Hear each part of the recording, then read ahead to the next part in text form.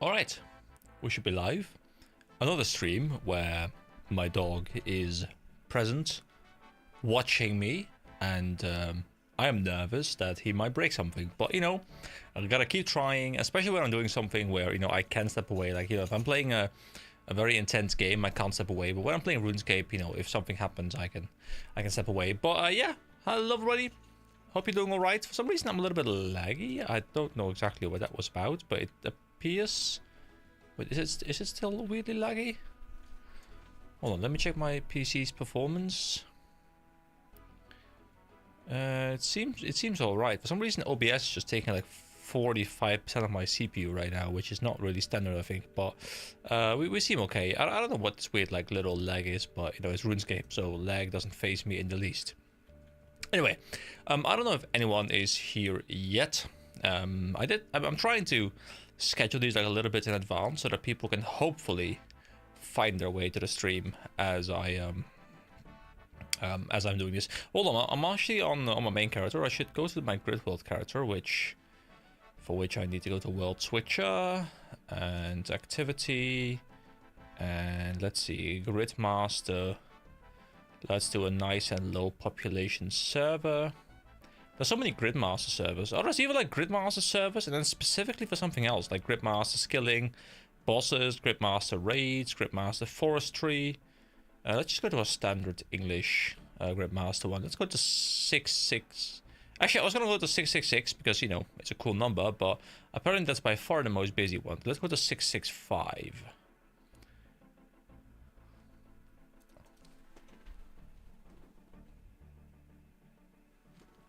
So my dog is apparently now licking the floor, which, you know, you do you, is what I kind of feel like. Did you know you can pick Zamorak grapes from the vinery with a Bologa's blessing, a Lith farm reward that can be unlocked for a fee by talking to Bologa while wearing a Zamorak item? I did not know that. I barely know any of those words. Okay, so I don't really have a concrete plan for today, which is why I'm hoping some people start rolling into the stream, and, you know, you guys can kind of give me some hints as to where I should probably go. Meanwhile, let me set up the UI a little bit better. Let me make the chat see-through, which I think is very important.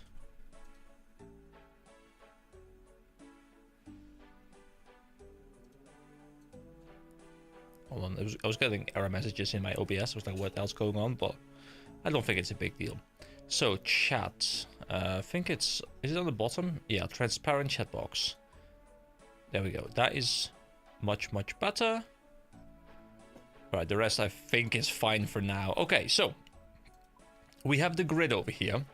Last time we did get the gold ore. Now I did do a very short stream last time. Tonight's stream, really depending on how many people show up and you know how I'm feeling about the stream, it could go anywhere from an hour to like up to maybe like 4 hours or something. We could go very long today if I can, you know, if it feels good, you know. So if you want the stream to go on for a long time, then come have a chat, you know. I'm hoping some people can catch it live this time. I had some people say like, hey, I wish I could catch it live, but unfortunately I missed it. So in case you're watching this later and you would like to be here for the live stream itself, well, first of all, you know, turn on notifications, subscribe, all those things, which I'm assuming you've done. But if you haven't done, do those. But secondary, there is going to be a Discord link in the description of every single one of my videos and all of my live streams. So this should be there. And in the Discord, I will try, whenever it's a planned live stream, I will try and let you know a couple hours in advance at least that I'm going to be live. So hopefully, you know, you can be made aware. Like sometimes these streams will just pop up randomly, you know, if I'm like, oh well, I have like 2 hours, I don't really have any other plans, I'll just turn on the stream in like 10 minutes, not like a quick notification, but I'm trying to plan them as much as my schedule allows. So I guess, you know, equip any boots from Stronghold of Security. I guess we can go do that, right? Like we can just run through, I believe. Some people have said people do it at like level 3. We have a clue scroll, which I don't really care about right now, I think, maybe. Not really. There's a bird's nest as well, which I guess we can get some money from. Actually, no, we can't, because well, we can't use Grand Exchange in this version, can we? Like if I go over to the Grand Exchange here, You cannot use a Grand Exchange in this world. Okay, so we are true Iron Man, but obviously Iron Man with tons and tons of boosts. So, oh yeah, we were doing the maple logs. So I was looking into the maple logs, and the only ones I was able to find easily were here, next to CS Village. But CS Village has a problem where I'm going to need to be able to teleport. Oh, hey, welcome to the stream. Welcome, thank you. It's great to have you live here as well. Very much enjoy having a bit of a chat, so great that you can catch me live this time. I'm hoping it's because of the Discord notification that I did. I can't remember if you're in the Discord right now, but I'm hoping it did something. So I wanted to go to the maple trees over here, but the problem is I have to pass White Wolf Mountain because the fishing contest quest is not done, and I really don't feel like doing quests on this series as much as I can. Now, don't get me wrong, I'm not opposed to doing quests. I'll just grab a guide and do them quickly, but I'd rather just focus on the skilling aspect, which I think is much more the fun part, to me at least, in this kind of game mode. You know, the quests are fun on the main account, but not really on this account, I think. So, is there any other place where I might be able to grab maple trees that are somewhat easily accessible? I think Priest and Peril is done by default, right? Most can be script with tiles and faster XP rates anyway. Yeah, that's what I'm kind of hoping for. Let me just quickly confirm what my dog is doing down here. He's wagging his tail, but hopefully not breaking any cables. Still getting used to having him up here. It's definitely an experience. You good? Oh, okay, okay, now I have a problem. So he just laid down in front of my chair as I was rolled back a little bit. So now I have to lean forward in order to reach the desk. Fortunately, this game requires almost no significant fast response time input, so I can just kind of chill anyway. So yeah, I want to get maple trees. Now, are there any maple trees in the free-to-play world? Because that will be perfect. There are maybe some maple... I mean, they should appear on the map, right? Maple trees. I think there's different trees here, but not maple, I think. Karamia doesn't have trees, really. So that is not a possibility.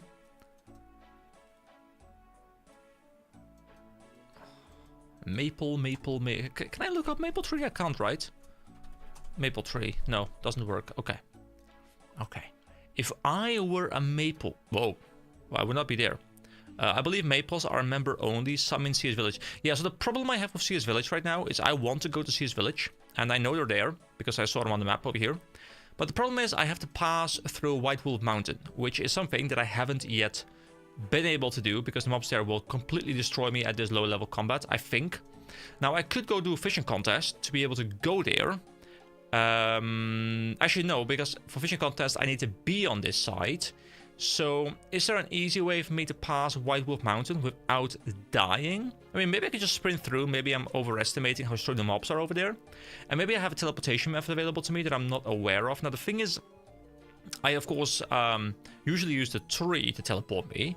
But I guess I probably have some other teleportation methods available to me that I'm not aware of because I haven't done them in the main game yet. The dog has since moved, so I can actually be back at the desk properly now. And yeah, I'm just trying to figure out how I get there. I mean, I think I saw that the fairy tale quests were done, right? Yeah, so I guess I have access to those fairy rings, but I haven't actually engaged with them in the main game yet, or like on my main account yet. So I don't know exactly where I would go about finding these rings. Now, I know there's a ring here. Did you complete any tiles that give teleport methods? I don't think I did, so I can show you the tiles. I haven't done many, as you can see. I've only done Gridmaster and Mine Gold Ore. Now, I wanted to just go do chop maple logs because I grinded to 47 woodcutting, which, you know, is it really grinding in this game mode? Not really. I guess I can go do some other things, but I was looking to do, you know, the mining one and then doing the woodcutting one straight after. What does this give me? Dodgy deals. Okay, like so many cool things to get. I'm really hoping that I can keep the energy today so we can go for like a solid 3 hours plus today, because I would love to make some significant progress in this game mode. I don't know which tiles would give me teleports. Now, the thing is, I don't really want to do content that I haven't yet engaged with in any capacity on the main account, because I don't want to spoil myself. So I kind of don't want to do like big bosses and stuff, because the big bosses, I want to keep them a surprise. Not really opposed to leveling things beyond where I had them before, as long as there's no like big spoilers in there. Also, the game is weirdly laggy, and I don't know what's going on. I don't know if it's noticeable on the stream as well, but the game is somewhat laggy. It's a bit weird.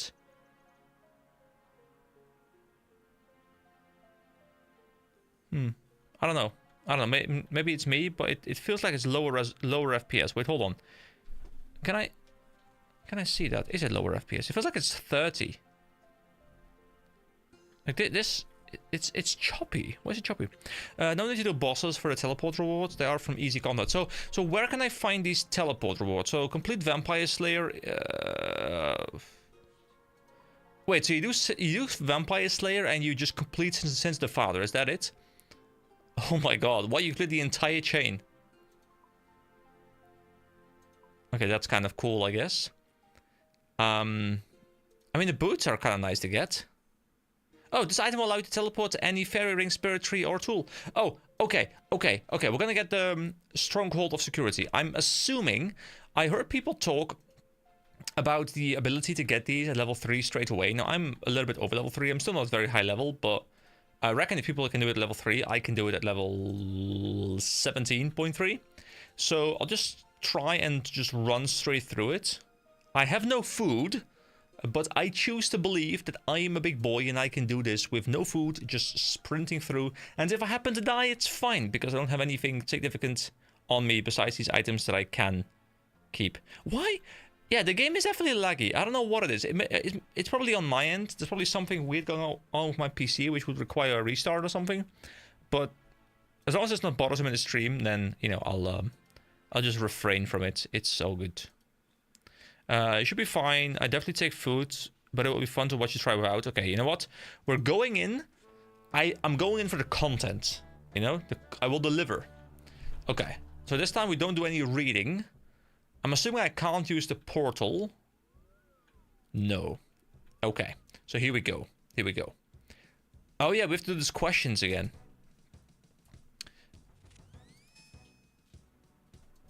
Okay, this time I'm skipping dialogue. Okay, go straight through.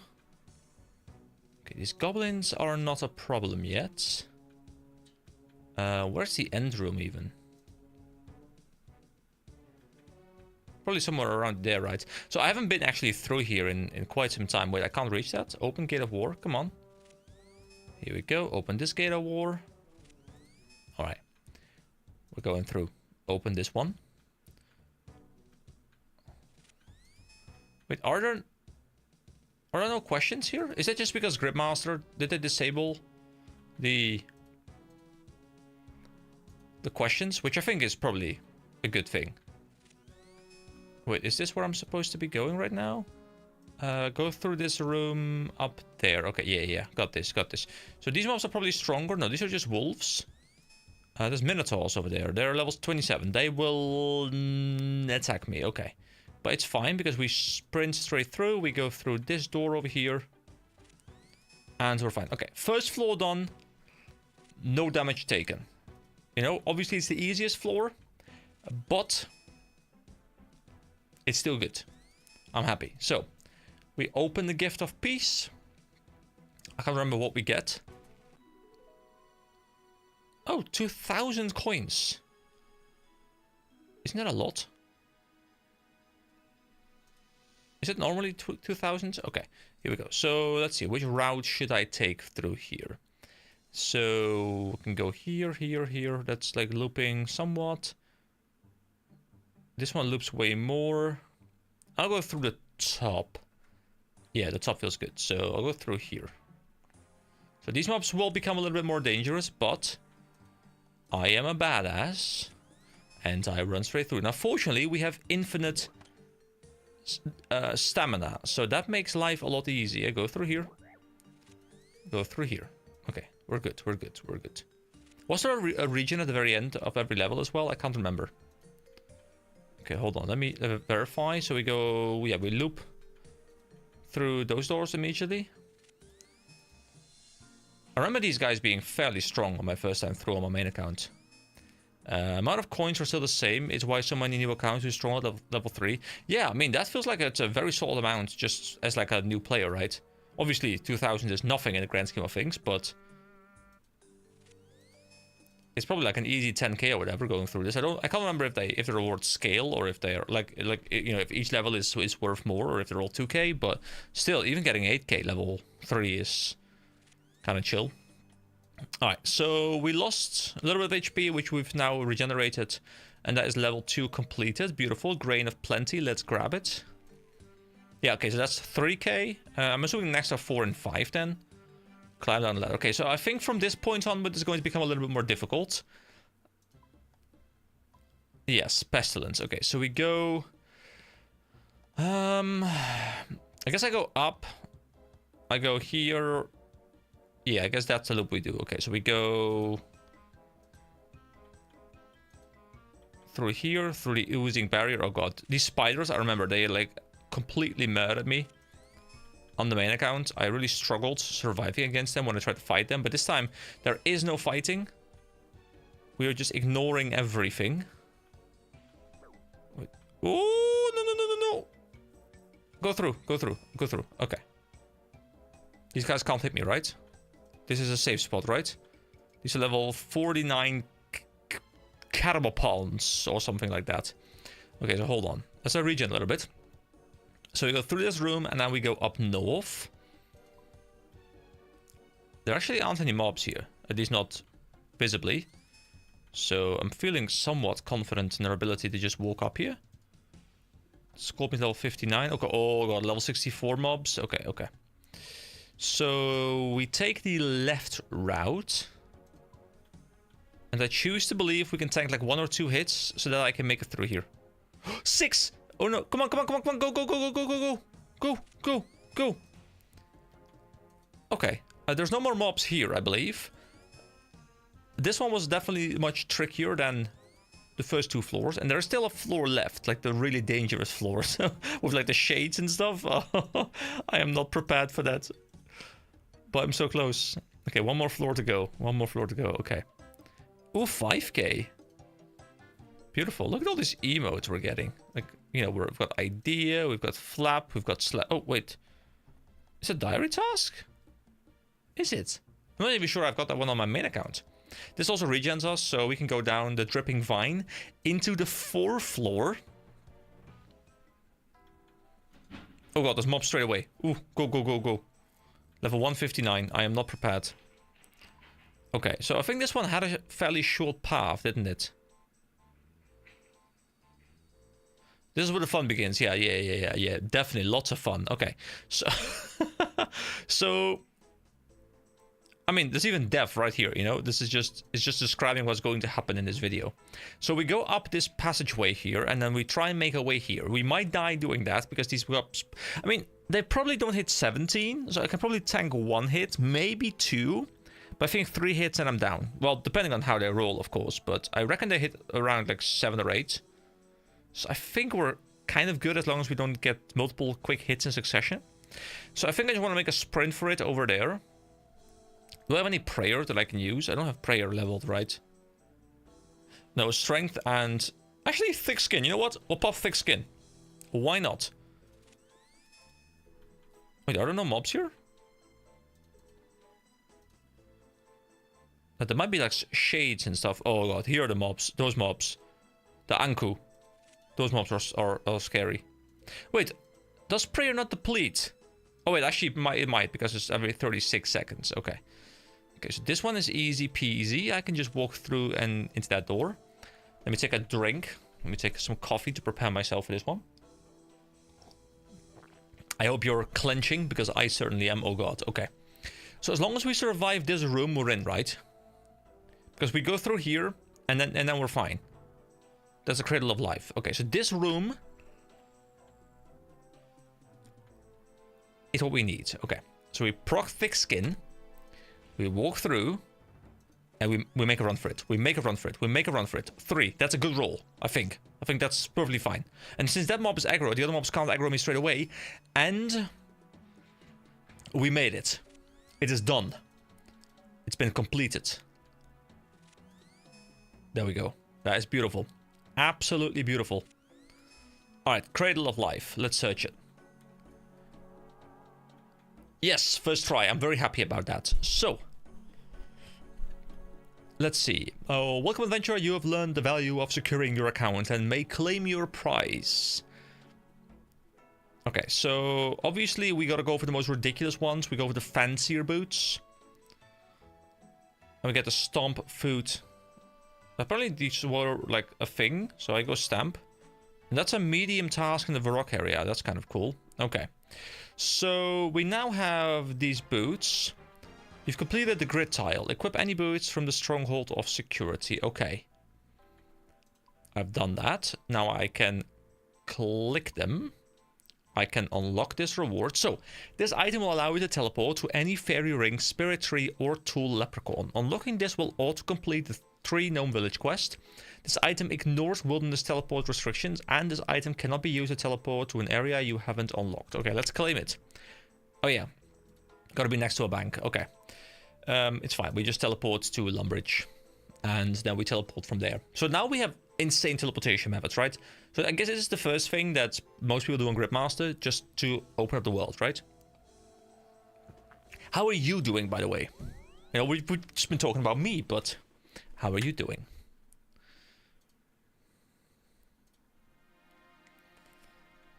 Okay. So we go to the bank. Is this bank accessible, by the way? The bank in the basement. I think I heard someone say that the bank in the basement is accessible without doing a recipe for disaster. But I don't see it, so I guess I must have read wrong, or maybe I misinterpreted. Wow, difficult word. Here we go. Bank upstairs. Let's go top floor. You're good jumping at the Gridmaster tonight to practice bosses. Oh, great. Yeah, I guess it's a really good method to practice for the main account, right? Or are you practicing specifically for a Gridmaster account? So, I don't need to do something in the bank. I just need to claim this reward. So how does this work? Cool animation, by the way. You receive a fairy mushroom. It's going to be in my inventory the entire time. I can wield it. So now we have an offhand. That's not a shield, but hold on. If I go here, right click. Oh yeah, fairy ring, spirit tree, tool leprechaun. So fairy ring. How does this work? So I don't have this unlocked on my main account yet. So, you know, I know the system exists. Oh, I think you have to make a combination of things, and then you can... Wait, hold on. Are they not on the overlay? So... I have to go to the CS village, right? Does the CS village have a fairy ring?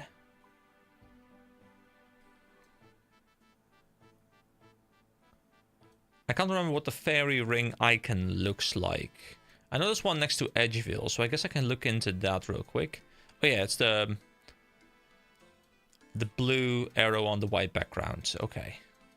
So can I just look up the fairy rings? Is it under game features? I mean, there's transportation. If I do this, will I see it pop up? It is, okay. Just lump the transport. Yeah, okay. Definitely I'm bad at PVM on my main, so I need to practice. Oh yeah, I mean, you know, normally I'm pretty decent at, you know, boss encounters in most MMOs, but I have no idea how I'm going to deal with boss encounters in RuneScape, because the combat system is just... It's so different that, you know, even though I'm like 300 hours into the game right now, I still feel like I have no clue what the hell I'm doing. Like, I know the systems that are at play, and I know how I could use them, but mechanically, I just have never experienced them at all. That's weird. Because in most games, like, you at least experience like a bit of the combat. But in this game, like, the entire game is a point-and-click adventure game until you hit the end game, and then it becomes a mechanic game. And it's so weird how it just shifts, I guess. So I'm really hoping that at some point I get some experience with it. So I could teleport to this fairy ring, but this one puts me next to a whole bunch of angry dogs, I believe, and that will murder me. So I have to be a little bit careful as to where I go.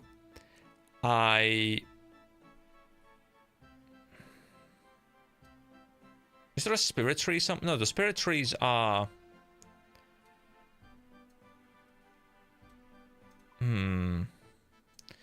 The learning curve is great in RuneScape. The early bosses will help you learn mechanics for later ones. Yeah, I've heard that. So I think somewhere kind of soon I would like to start trying to do some bosses.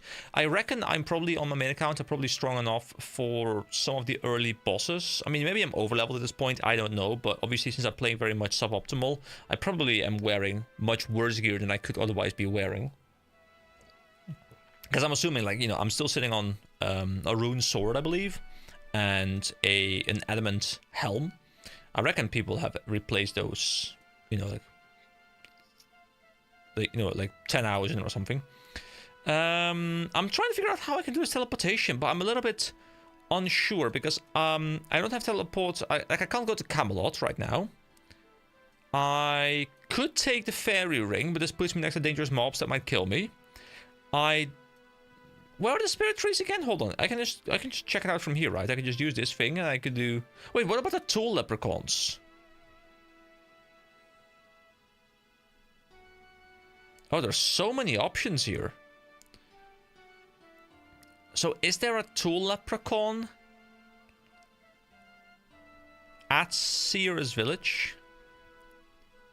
Which was 1, 2, 3, 4, 5, 6, 7, 8, 9, and then it's A, B, C all the way through to Z, and then other ones. It's a bit weird how this is written.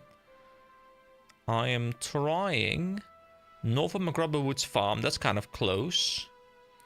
North of Ardone, Hasidius, Fossil Island, Faladov Farm, Drainer Manor, Cataby. I'll go Cataby. Cataby's really close. Yeah, Tool Leprechaun is the most useful overall. Yeah, definitely feels like that, you know. Because is this mechanic, is this teleportation mechanic where you teleport to leprechauns, is that in any capacity in the main game as well? I haven't heard about it, but I wouldn't be surprised if it is possible with some item.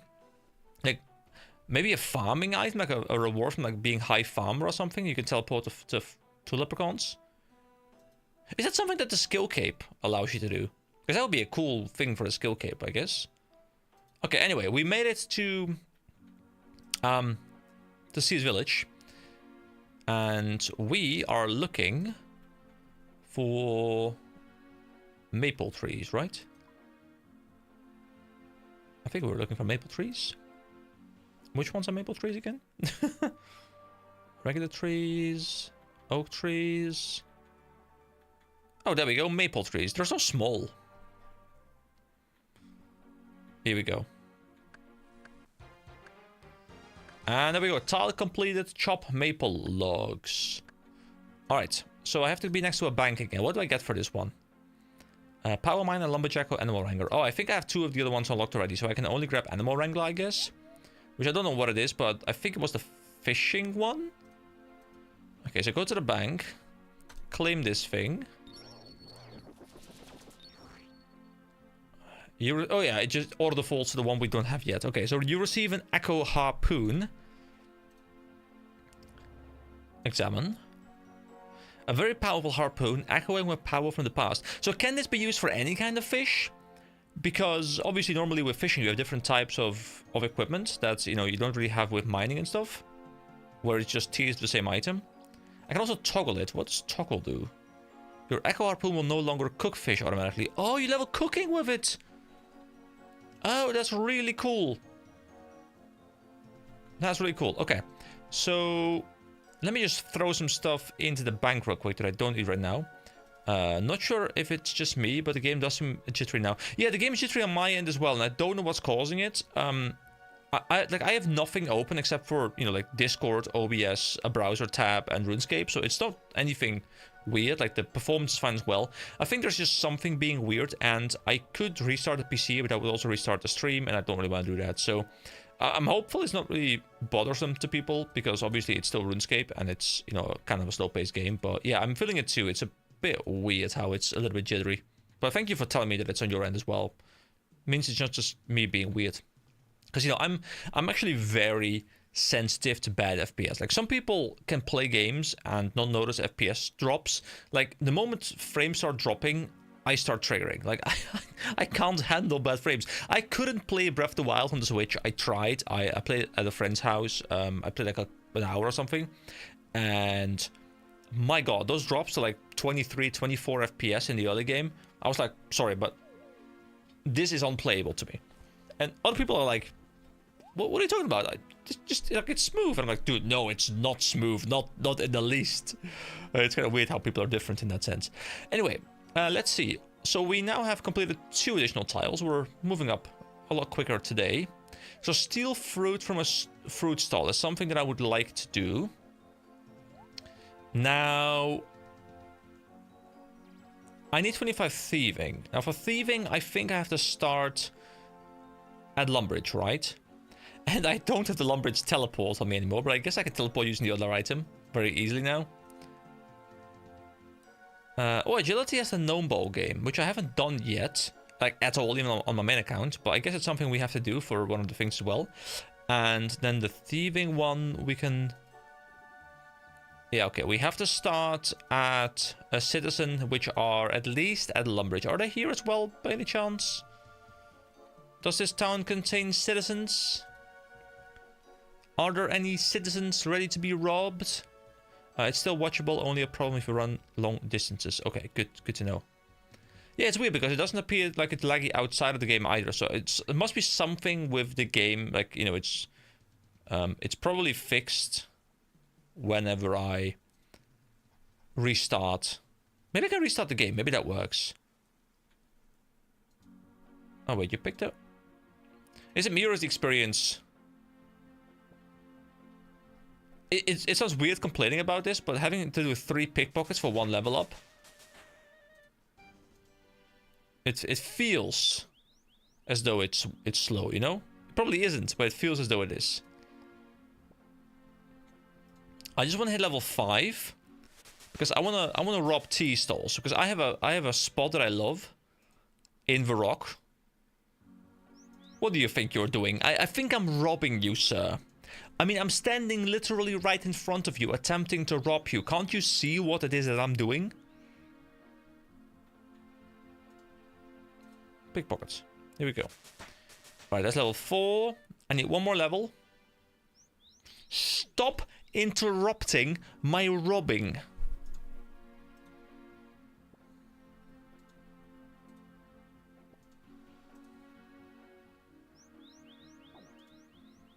And 1 more steal, I think we have it. If I'm allowed to steal. There are ways to get faster experience, but I don't want to guide you. Yeah, I mean, I'm fine with like a little bit of guiding as long as it's content that I've engaged with to some degree on the main account. You know, if you're like, hey, you know, you should do this activity you've done before, like it's quicker, I'm up for that. But also, you know, I'm fine doing things like a little bit blind. Like, you know, I want this to be a healthy mix of like replaying content I've done before, maybe fine-tuning some strategies, but not really exploring much outside of the stuff I've done on the main series. So can I cast it again? No, okay, because there's still a timer, but I was like, maybe the timer is gone on this version, but it's fine because I can just go to my worn equipment. I can use a tool leprechaun, and I'm assuming Lumbridge. There we go. Dude, this is so easy. Dude, my life is just so much easier now. I love it. Okay, so for some reason, I forgot why I wanted to go... Wait, why am I in Lumbridge? I didn't want to go to Lumbridge. I want to go to Varrock. What am I doing? Fairy Ring? No, not Fairy Ring. Whoops. Tool Leprechaun. And I think I saw Varrock in the list here. Varrock, there we go. Beautiful. Because I want to go to the tea stall. I love the tea stall. It's great.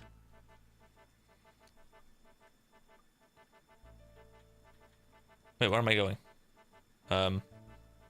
Hold on. No, that's not the correct way.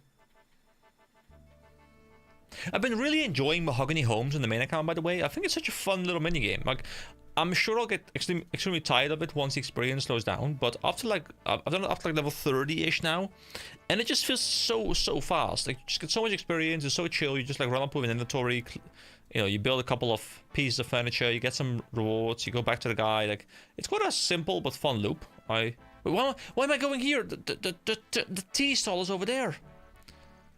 It's impossible to just focus on the game and focus on whatever I'm saying unless those align perfectly, you know. The brain, it's a powerful tool, but not when you don't utilize it well. Alright, so do these tea things get auto-deposited? Wait, oh yeah, open all coin pouches, there we go. Do these automatically get deposited into the bank as well?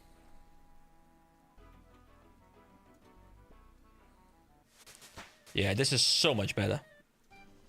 Oh, it respawns quicker as well, I believe. Okay, if these things got auto-deposited, I probably would like 99 here or something. Like, this is just... It would still not be very quick, but my god, this is just such a chill farm to do. I can just literally be chatting and do whatever I want, really. And just be clicking here. This is beautiful.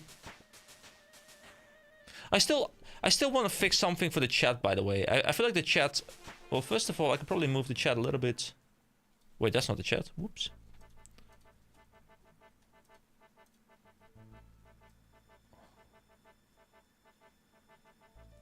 I guess I can do this at least, so it's a little bit... The experience per hour is crazy. I'm assuming there's like super fast ways to do this, but I rather enjoy this method, like the T-stall methods.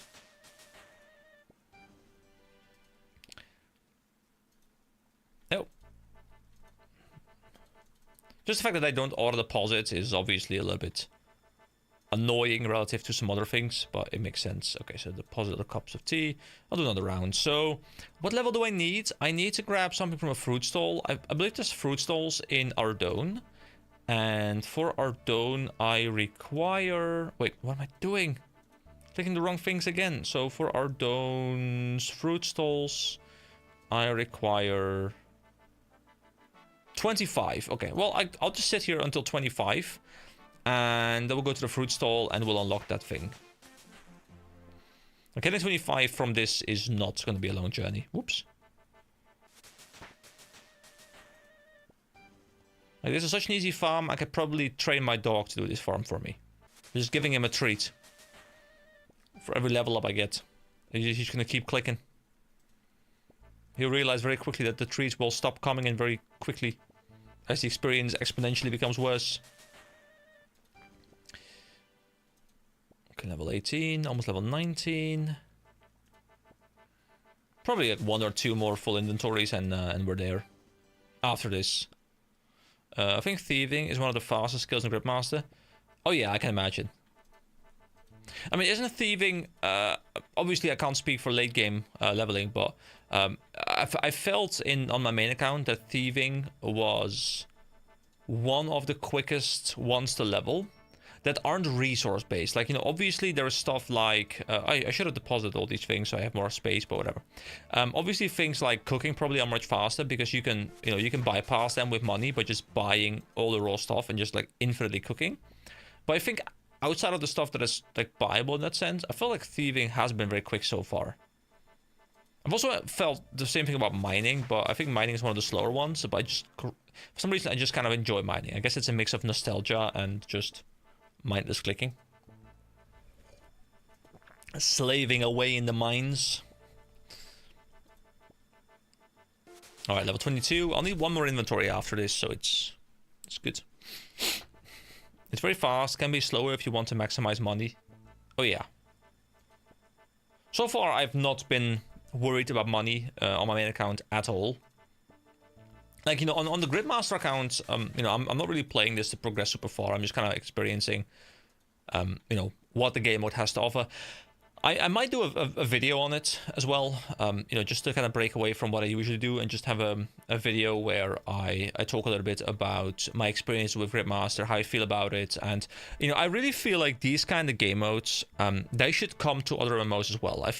Like, I was just thinking to myself the other day, you know, if Guild Wars 2 had a Gridmaster system where, like, everyone started fresh, everyone was self-found, and, you know, like, you had to, like, you know, go kill certain bosses, you know, complete certain achievements. Like, honestly, I would probably fall in love with that game all over again, even though I still love the game. Like, I've kind of stopped playing it like as a regular game for quite some time. Like, I'm dipping in and out, but that would suck me back in hardcore. Like, other games should really just steal this idea, because honestly, the idea is great. Like, I think I am not the perfect target audience for Gridmaster, because I think Gridmaster is way more fun when you've already played the game, and now you're playing a different version of the game.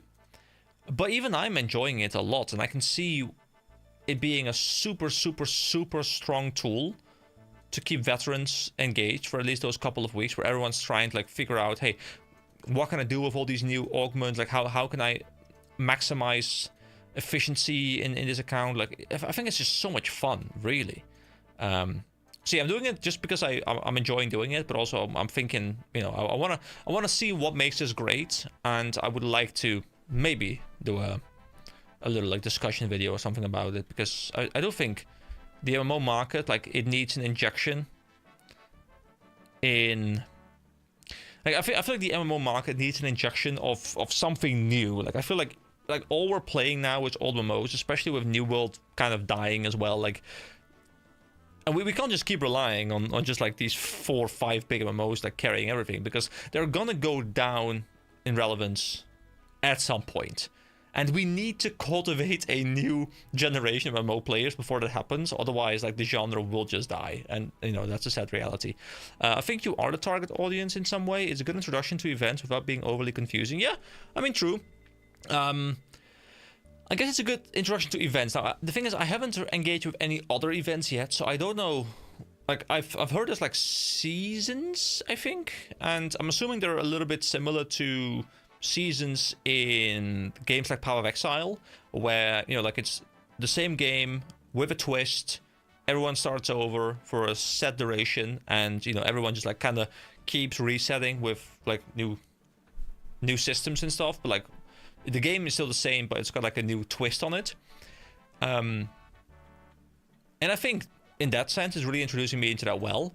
But I don't think Gridmaster itself is something that I get the full fun out of. Especially because I'm limiting myself, not, like, stepping outside of the stuff I've explored on the main account. I think that's where I'm kind of limiting the fun on myself, maybe. But I still want to keep the main account's experience blind as I can, so I don't ruin that series, because, you know, that to me matters more long term, both for YouTube as well as for my own enjoyment.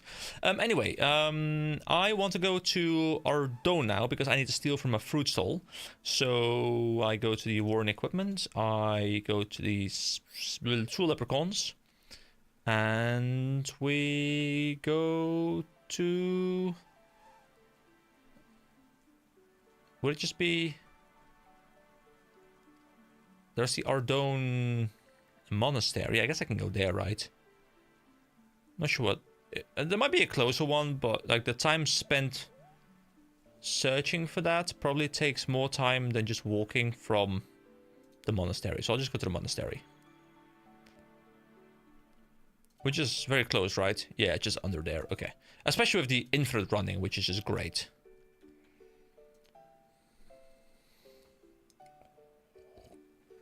The only thing that game modes like this do as like a one big downside, and I think most people experience this, like, you know, you've been playing a game mode like this where everything is faster. It's the same way, like, when you play a private server for a while, then you go back to the main server and you're like, oh my god, everything is so slow now, because you grow used to the faster rates.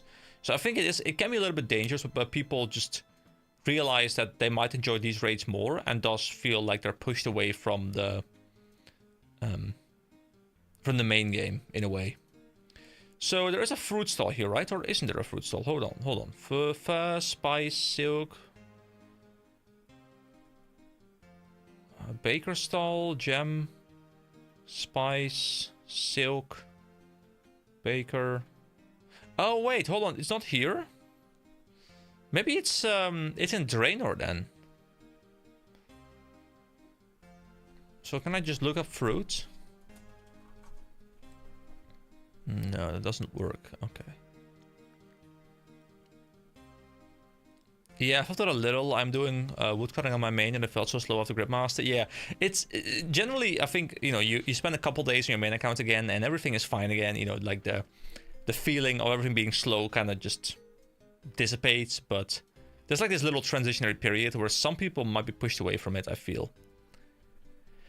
It's like I've had this experience in other games. I used to play this like really grindy Korean MMO called Nine Dragons for years and years when I was a kid. When I was like 13, 14, 15, somewhere around that age, I played it a ton. And like the game had these weekend events where pretty much every weekend there would be an experience bonus event, like 2 times, 3 times, and you know, later on in its lifespan, you know, it was like 5 times, 6 times. Like it became more and more ridiculous just to pull people back in because they were losing people, and it created a situation where, yeah, the weekends were amazing because you had this experience, but meanwhile you didn't want to grind on the weekdays because you're like, well, you know, I'm grinding at like half speed at the best. Like sometimes you're grinding at like a quarter speed depending on what the weekend was going to be, so it felt like wasted time. So in the end it would just turn into me playing almost exclusively on the weekend and pretty much nothing during the week because I was wasting time playing during the week and I'd rather spend that time doing something else. So that was like, I feel like it's very dangerous giving people temporary bonuses when they push you away from the standard. Anyway, where was I going? Oh yeah, fruit stall. I think there's one in Draenor, and I'm willing to bet that Draenor is here. Draenor Manor, that's fine. I can go for the manor.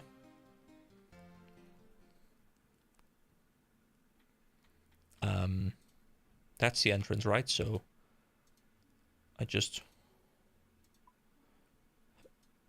yeah, I think there's a fruit stall. Wait, is there not a fruit stall here? Wine trader, farming shop. It might not be there. They used to do the same on RuneScape and still do in RuneScape 3, I believe. It would never pass into old school for that reason. Yeah, it would just push everyone to the weekend. And I think in theory at the start, everyone would be celebrating. At least everyone who doesn't understand the consequences will be celebrating. Like, oh yeah, you know, I'm gonna have so much fun on the Saturday just grinding away. But, you know, then imagine your work schedule shifts. Also, all of a sudden you have to work weekends, and you can only play during the weekdays. All of a sudden you're just crushed because you're like, well, I can only play at half efficiency now because my work schedule is ruining it. So there apparently there's not a fruit stall here either. Wait, where's the fruit stalls? Seeds. This one doesn't even have anything on it. Market. What is a market stall? Oh, what? Hold on. I don't want to fight these guys. These are way too strong. Hold on. Let me run away. Go. Okay, so if you were a fruit... Stop clicking. If you were a fruit stall... Are they just in Varrock?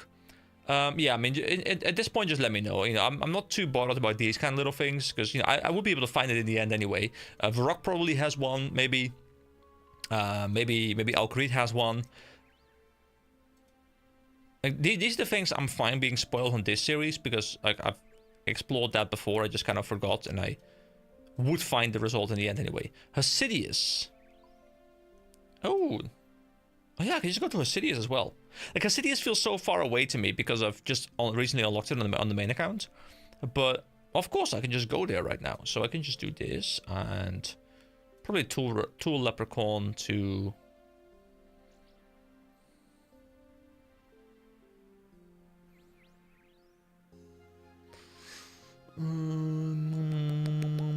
where is it?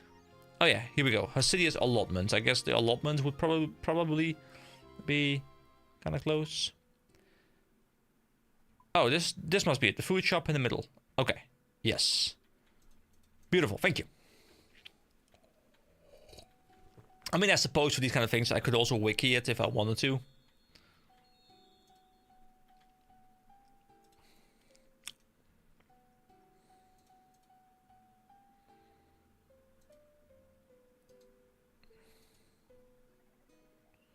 Okay, so this... Wait, no, this is the fruit stall. Okay.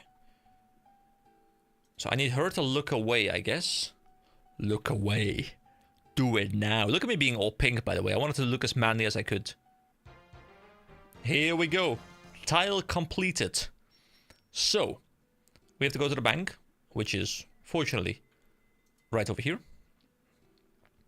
And then we claim dodgy deals. So, you gain the following perks to...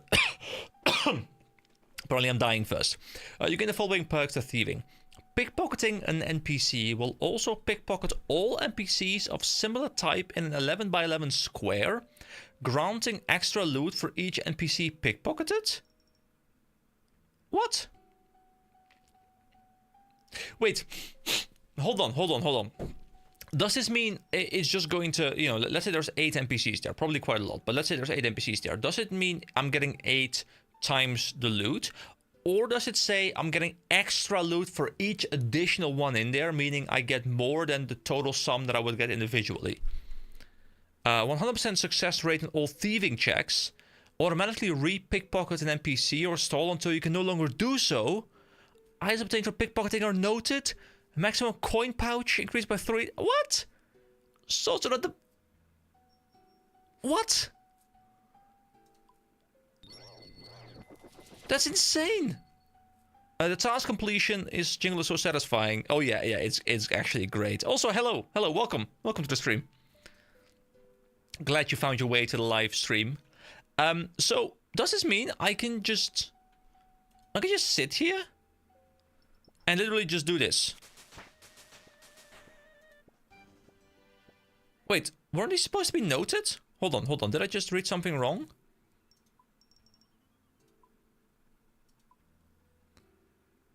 Items obtained from pickpocketing are noted. Oh, pickpocketing, not stealing from stalls. Because I was just thinking, I can just... I was thinking I can just literally like go to a stall. I can, because it's noted, like it will keep going forever. Apparently there is no level up interruption here either. I could just click a stall. I could go walk my dog, come back and be like 99 or something like that.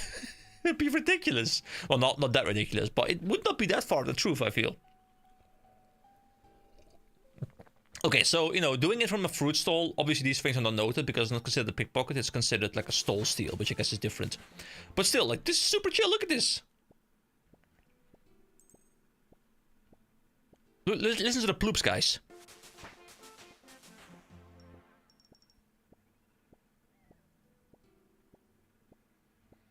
Ah, such delicious ploops. Bloop, bloop, bloop, bloop. Alright, there we go, that's a full inventory. We get some jangle berries. And that is yet another thing of the grid completed. Alright, let's see what we can do next. If you guys want to, you know, give me some input as to what you would do, let me know. I'm thinking about looking into completing, like, this row. Because plus 200% experience, what? And then this one probably isn't too hard either.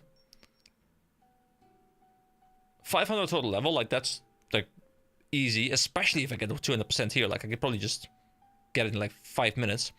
So there's a couple things I have to do. Clean grimy herbs. Now, for those, it doesn't matter what I get, right? I just need some herbs, some guam leaves. There are some boots that are worth getting.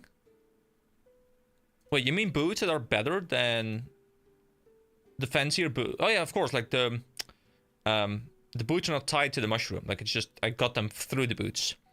That horizontal row gets a lot of great rewards, especially the one to the right of the task you just finished. Hold on, let me... the horizontal row gets a lot of great rewards, especially the one to the right of the task you just finished. So I'll see me in the gnome ball. You will go hard on thieving. Okay. So, corner cutter. Let's see.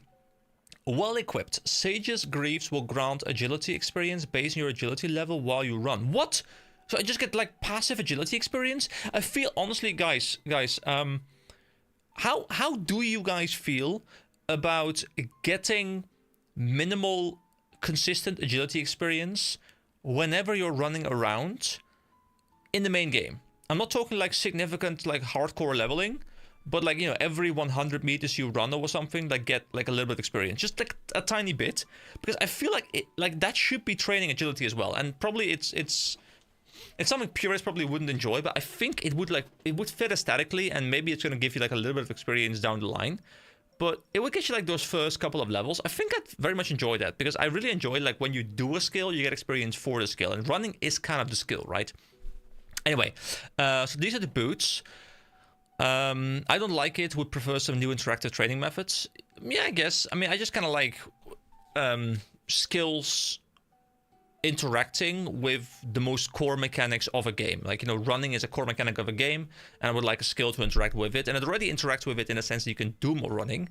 So I would like it to also maybe interact with it the other way around, where it's going to ground experience. But, you know, obviously I'm not a balance expert here, so maybe there's something that would be horrible about that. Anyway, let me read this. Completing an agility course grounds 2 completion count and 25% bonus experience, 100% success rate in all agility checks. Marks of Grace will also spawn with 10,000 coins, and double quantity of pyramid tops, hallowed marks, and agility vouchers and crystal shards from agility. I don't even know what these are, but sounds good. Okay, so I have never done Noble. It's just notes bring food. As someone who hates agility, I'd be all for it. I think agility could use more passive experience in general, but making it easier would be easy escape, so the general community would be unhappy. Yeah, there's always this balancing act, right, where, you know, there will be people who are like, but, you know, the grindy aspect, difficulty of it makes the game what it is. And I understand that, which is why I would very much say if they were to ever introduce a system like that, I don't think it should be optimal. I think it should be very much suboptimal and just be like a little stream of experience, like passively coming in through like years and years of gameplay, where, you know, you might hit 99 after like 10 years of just running around, but you'll still be getting something. I kind of like that idea. Like, you know, you'll just be running around doing other things, but you know in the back of your mind, like, you know, I'm always getting like these little tiny bits of experience, and slowly I'm chipping away at it. Like, you know, I feel like the same way with combat, where, you know, sometimes I'm fighting a mob for a quest. Like, I'm not trying to train my combat, but I'm killing a mob for a quest. I'm like, hey, I'm almost level up. And I'm not actively thinking about looking to train it, but it just happens as a natural course as I'm playing the game for other reasons. So, people who have 99 would riot and claim their accomplishment has been undermined. Oh yeah. Oh yeah, that reminds me. Let me tell you a little bit of a story. Something It Was 2 just kind of dropped, which, well, like a month or two ago, which I wasn't the biggest fan of. People weren't the biggest fan of, but I see why they did it. So, you know, you've got this thing for any one of you who might have played It Was 2, you might know the system. But, you know, you've got this system called fractals, which like these like dungeons you can kind of just farm on repeat. Like, they're quite quick content, 5-man content. And you can get these potions which give you like a certain bonus, and generally before you get any other big rewards, it is kind of standard to spend some time, build up the currency of the content, and get the potions. And you know, that takes like a month, 2 months of doing the dailies, which is fine. You know, like at some point you get like an infinite potion for all of them. You're like, hey, I'm set forever. Now I can work on the other things. And they recently gave away that potion for pretty much free. So people who had spent like a month or 2 months, including me, getting the potion before going on to other rewards, they were like, hey, we would like to get some compensation, because we've just spent so much time and now you're giving it away for practically free. And obviously they didn't do anything with it, which is fine, because they were just trying to pull people into the system. I'm not too opposed to it, but I can see a similar reaction, but a much bigger reaction for people in RuneScape, because, you know, their level means a lot more to them. Maybe some sort of trade-off could be neat. Maybe you could toggle agility running on and off in exchange for a small amount of experience. You drain run energy 3 times faster. Maybe. I feel like if you did that, though, then people would be like, yeah, I'll just never have it on, and I'll just train it actively, because I'm wasting too much time. But then again, you know, I don't know how people feel about that. So, but yeah, it's an interesting topic. I always enjoy talking to people who know the game much better than me, like spitballing ideas, because obviously I don't know what I'm talking about. I'm just like sitting here rambling and hoping that I can raise some good arguments. Hold on, let me just focus for 1 second before I ramble again. So there's also this one to the left you just mentioned. So gain over 30,000 coins from one alchemy spell, which grants me Production Prodigy. When doing the following activities, all items are processed at once: smelting ores, smithing bars, and making cannonballs. Oh, does it mean like the entire inventory is just processed in one go? Fletching logs, stringing bows, and cutting bolt tips. Making headless arrows, regular arrows. cleaning herbs and making potions, which do not have a stackable secondary ingredient, cooking food, making jugs of wine, crafting, leather, uncut gems, and glass blowing. Full experience is given for items processed using this relic. There's a 25% chance that you will make an extra product, which will be sent to your bank if you have space. The additional product will also grant experience. Additionally, crafting, smithing, herb law, fletching, and cooking are boosted by +12. Dude, these rewards are so insane. Also, a small note for the stream. Your chat text is kind of intrusive when longer comments pop up. Yeah, it's a problem. So if you have any input for this, I would love to hear it. The thing is... hold on, let me just verify real quick that it's actually even working as intended. Yeah, the thing is, it seems impossible to make it less wide with the setup I'm using right now, because what ends up happening is like it doesn't just push it to the secondary or tertiary row. Also, you need to go eat. Enjoy your food. Enjoy your food. I'll probably be here for another at least 2 hours or so. So if you're still there, then you're welcome to pop back in. But enjoy your meal. So in regards to the chat, I agree. It's really annoying. I want to fix it, but the thing I'm doing is I have the YouTube Studio chat popped out. I am having the URL be read by OBS to just take the information from there. Like it's literally just displaying a browser, and then I'm chroma keying out the background. Like it's such a DIY setup. The thing is with YouTube streaming that like OBS has all these like Twitch has all these amazing plugins with the chat, like all kinds of things you can do, and then YouTube is just like left in the dirt and just got nothing. Like I want to have a cool chat like most people have with Twitch, but I'm sitting here just having like this really crappy setup where like if I make it less wide, then it's just gonna cut off the message. Like it won't send it to the next row, and it's really annoying. So I made it as small as possible while it's still being readable, but it had to be this wide because otherwise like this is the maximum width of the browser itself. And I can probably fix it in some way, but my god, I've just spent so much time looking into it and I couldn't find an easy solution. But if you have a solution, I'm all ears. But guys, I'll need some advice here. So this thing. I'm looking to complete this row today at least. That'd be great. So for this thing, okay. So the 30,000 coins from one alchemy spell. How do I go about doing this? I have no idea. So I guess what I'll need is I will need alchemy, right?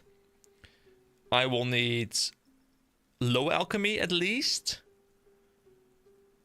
which is 21, which I can grab. I could probably grab high alchemy as well, which is like here some... Wait, where is it? Am I blind? Low level alchemy.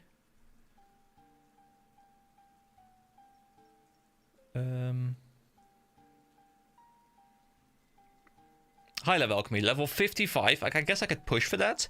Is that what I need, or can I do this some other way? Because it's like an easy one, but level 55 seems not like it's a hard grind in this situation, but it's still some ways off. I guess I can complete the Vampire Slayer quest in the meantime. Let me know how I go about the high alchemy one, or like the alchemy one in general. Meanwhile, I'll try and do the Vampire Slayer quest. So for the first time, obviously, because we're not playing blind. Well, we're not playing blind in the sense that we, we're doing quests we've already done. Vampire Slayer. I will now do it. There's a grid perk you can unlock called Golden God. Golden God.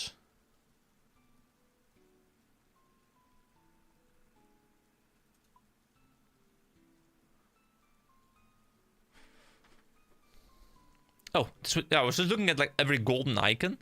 Okay, so this is Golden God. You gain the following perks to high and low alchemy. No rune cost or level requirements. Okay, that sounds great. I don't know what level of backseating. Yeah, okay, so the level of backseating allowed here is I am limiting myself to the content mostly that I've played on the main account. So, we're not going to be doing any any raids, any like higher level bosses, any like I'm not gonna go to Varlamore. I'm not gonna go to areas I've not been yet. I will make an exception for like higher level stuff within skills that I've experienced yet. So, you know, like using high alchemy, obviously I don't have high alchemy on the main account, but like, you know, it's not like a spoiler or anything. So, you know, anything where it's related to content I've already completed, like a quest I've already completed, or content you've seen me play through somewhat, is totally fine. Now, obviously, I don't know if everyone here has seen every video or like knows exactly where I am, so, you know, you might not know exactly where I am. Anything free to play really is fine. Anything like basic members, you know, current, or just like, you know, general stuff around here is fine. And I'm not too harsh, like, you know, I don't mind like, getting like small spoilers, but I don't want to go into Varlamore and just like see everything here and then, you know, not have an experience on the main account. That's kind of how I want to treat this. Same with bosses, kinda. So, having said that, the golden thing.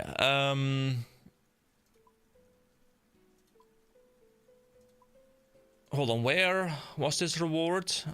This reward is from... Is there an easy way I can...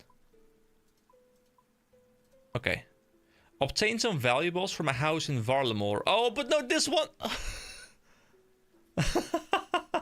This one needs me to go to Varlamore. I probably should have asked that, my bad. No, it's all good, it's all good. Yeah, unfortunately, I just talked about Varlamore. This one sends me to Varlamore. Guys, this is where I want your input. Can I do this one while seeing very little of Varlamore? Like, can I teleport like a tool leprechaun guy, grab this thing and get out without like actually exploring? Wait, I'm in combat? Wait, did I just accidentally attack something? Hold on. Or did the guard dog just like attack me by default? Because I'm fine going in here if I can just go into a house, grab a chest, leave the chest, grab the reward and be fine. It's in the main city. Okay. I guess I'm sort of fine with it. So hold on. Let's investigate a little bit. Because obviously I know Varlamore is here. So the main city, I'm assuming, is this.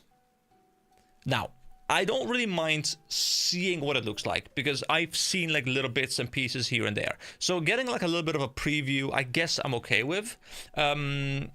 But I want to get as close as possible to where it is. So this time, this is one of the exceptions where, you know, I'm totally fine you guys guiding me exactly where I need to go, where I see as little as possible from the game. Because then later on, we'll probably do it again at some point. So here we go. Guard dog, leave me alone. I wanna do some thieving. Why are these guard dogs attacking me? They were not here before. What happens if I just go in here? Will this guard dog just drop aggro if I go into the bank? Or will it follow me into the bank? You are not allowed in the bank, puppy. These guys were not here before.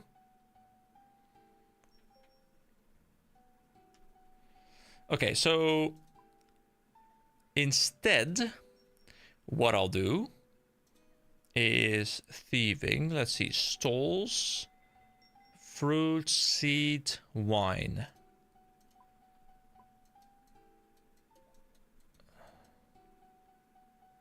The seed stall, I guess, is fine. Yeah, okay. So what I'll do is I will tool leprechaun to Draenor, and like in Draenor, I'll just do some stealing from seeds. I don't think there's any mobs there that can really harm me, so we should be good there.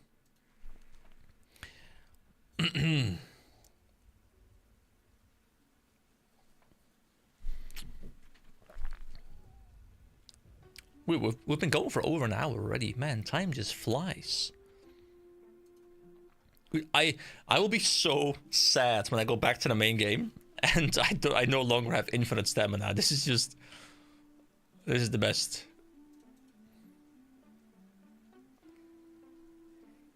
The thing is, completing this task is a two-step process. It involves new type of thieving unique to Varlamore. Yeah, okay. I guess I'll leave it for now. Yeah. Good call. Good call. I guess I'll leave it for now. I might come back and wait. But it said they would always succeed. Oh wait. Hold on. Is it always hold on? Was it always succeed pickpocketing and not always succeed stalls? Did I read it wrong? I think I read it wrong, probably. It's this one, right? No, wait, hold on. Oh, gain the banker's briefcase, which can teleport to any deposit box, bank, or bank chest. Oh, that's cool.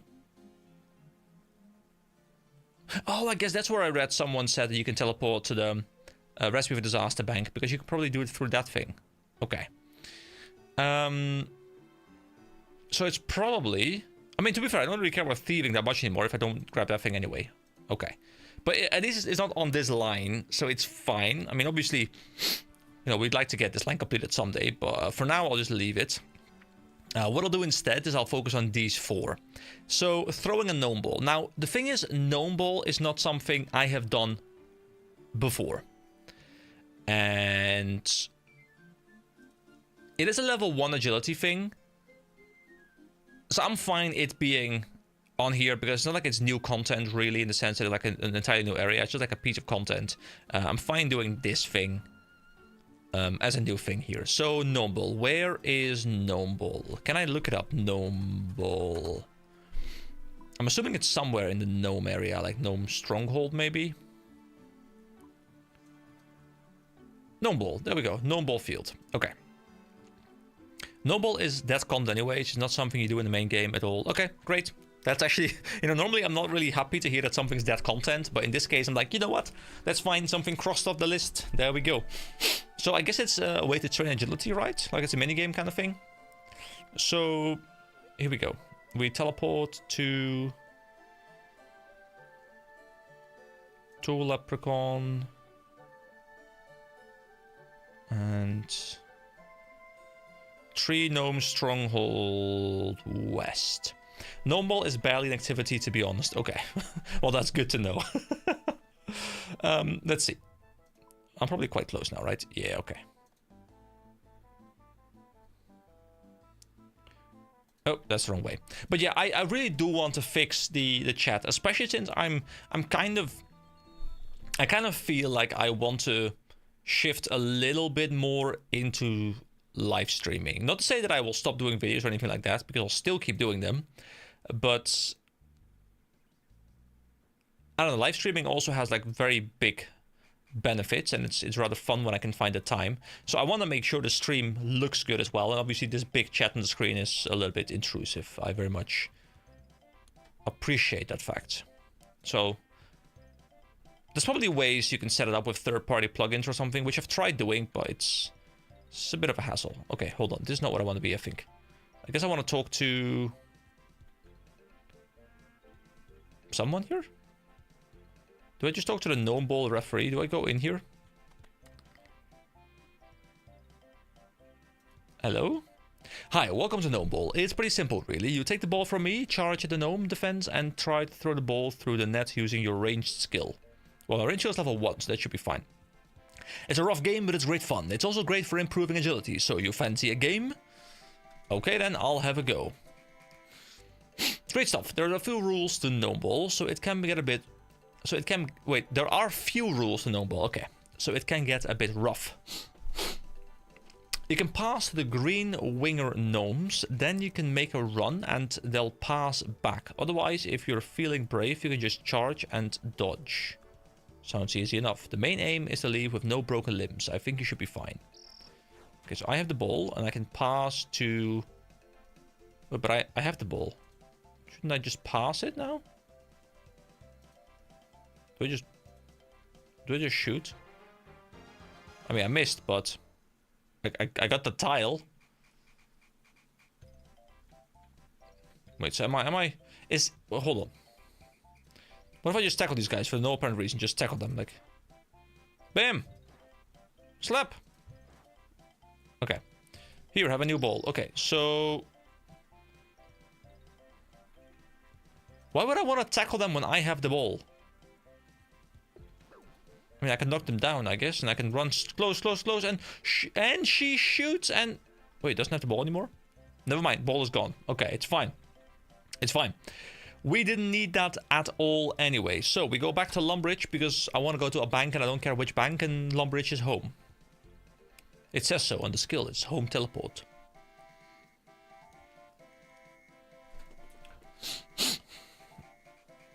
Look at this delicious stuff. I wanted something to drink. Something milky, but not milk. So we've got some flavored yogurt drink. Alright. Go up the stairs. Oh, should have gone up the stairs twice. It's fine though. Climb. Oh, no, that's climb down. Top floor. There we go. Whoops. And now we get to claim something from here. What was it again? So, agility experience based on your agility level while you run. Oh yeah, that brought me onto the topic. Completion, more experience, agility checks. Okay, yeah, claim. Beautiful. You receive the Sage's Greaves. Okay, so I equip these. And now whenever I'm running...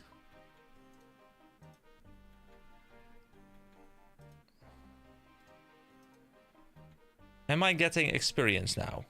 For every like certain amount of steps or something? Yeah, there we go. There we go. This feels good. This feels great. There we go, level 2. Beautiful. Alright, so we'll just be chipping away at that in the background. That's really beautiful.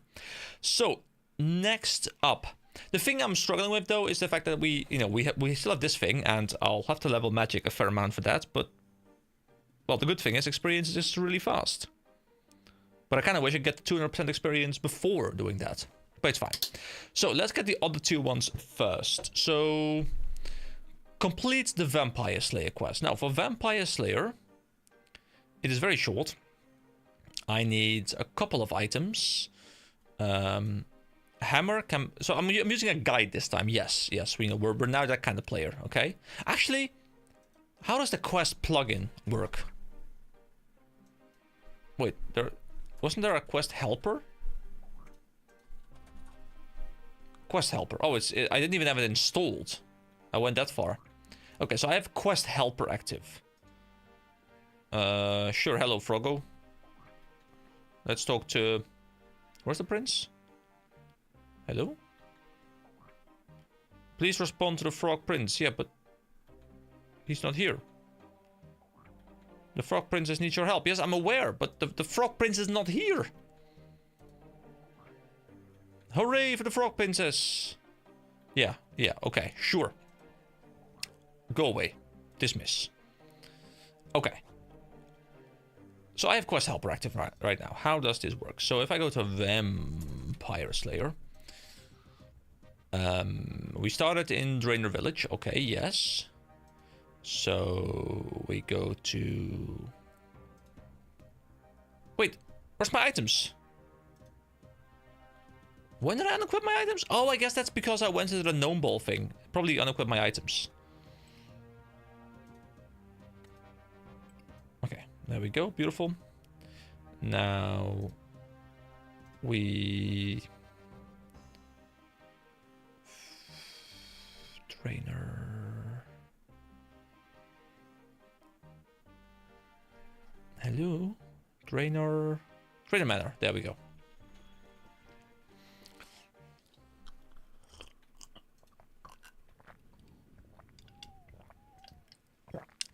So this means we complete Vampire Slayer.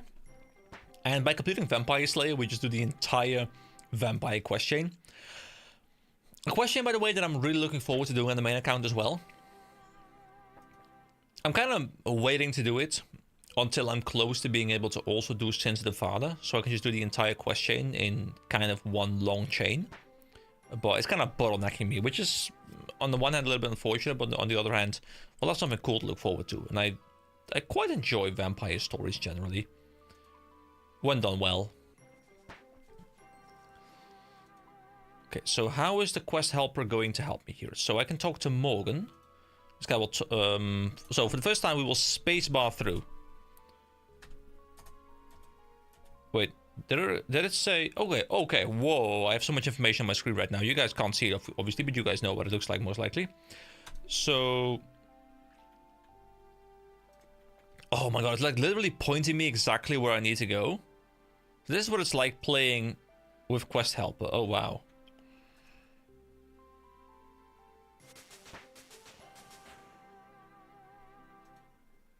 Wait, where's it pointing me to go right now?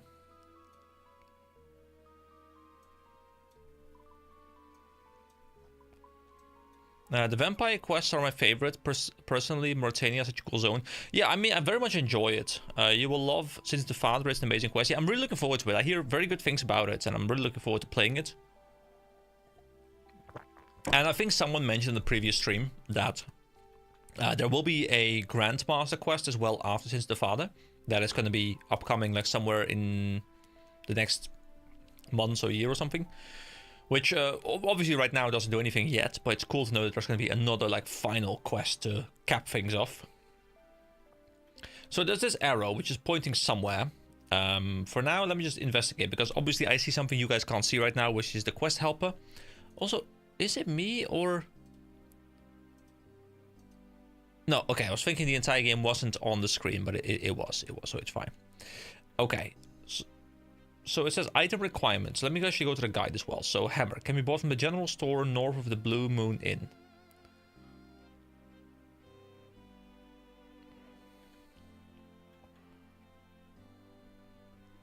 So we'll just go to Varrock. Here we go. So you guys are gritting away in the meantime as well, I reckon. I love the fact that I'm just leveling this in the background. It does feel good. Okay, so we go to the... That's not the bank. I might hit 500 today as well, depending on how many of the lower level skills I do. I mean, I could push it out very quickly if I just focus on some lower level skills. Okay, go to the bank. We'll grab some cash. We'll just grab everything, because who the hell cares? We've got the garlic, we've got this. We need to purchase our hammer. The hammer can be purchased from the general store. What is it pointing me towards? Oh, that's the inn, isn't it?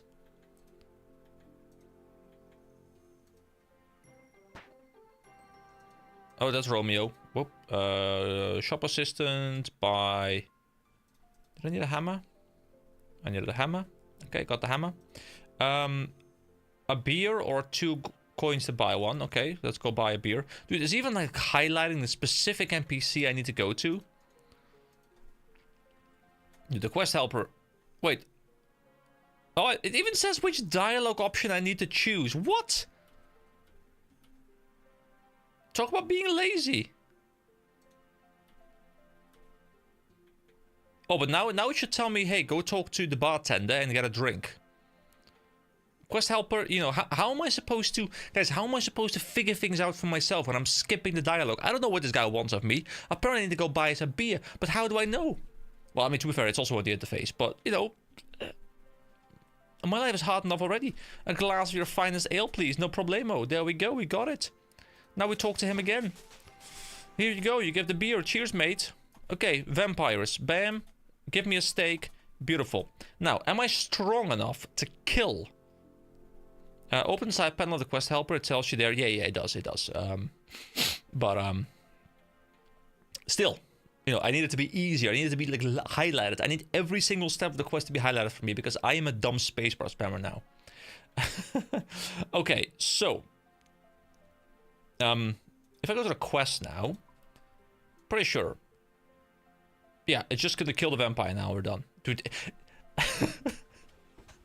It's so fun. Like, you know, I'm just playing this right now, and I'm thinking back to the quest. Like, you know, I had like 15 to 30-minute videos on a lot of these quests, and probably when I'm just using a guide, I can knock them out in like 2 minutes. Like, especially when editing, I can just be like, okay, I did this quest, this quest, this quest, this quest. Okay, there we go. Next up. As opposed to meticulously going through all the quests. Quest helper is great when you've already done the quest more than once. Yeah, definitely. Like, you know, I'm hoping I mentioned this during the series as well, but I'm definitely not opposed to quest helpers. I very much enjoy doing the quest blind the first time. I'm not gonna sit here and read the quest dialogue again. What's the point of that? I've experienced it before. So the only thing I'm not quite sure about is Am I strong enough? Because I don't have great gear. And let's face it, I have terrible gear. So I think I should make myself some gear. Because we have terrible gear on right now. But we have some smithing levels. We have defense levels for steel, I believe. Yes, so I could make myself some steel. I should probably just look into... So, if I just deposit all of these things... And I grab all the steel except for one. And a hammer. I can make some steel, right? I think. Just a little bit. Yeah, okay. Let's just make a whole bunch of axes just for experience.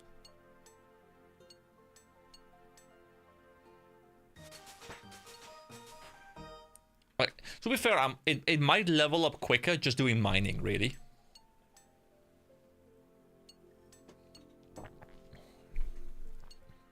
So I think one of the things that I could unlock, if I read that correctly, means that this entire inventory would just be like, bam, done. One click, right? To really speed up this kind of process. Like, Gridmaster really takes the monotony out of RuneScape and just only keeps the highlights, which I guess in a way is nice, but it also takes away the satisfaction in a way. So, you know, it's an interesting middle ground. So level 33, what can I craft now?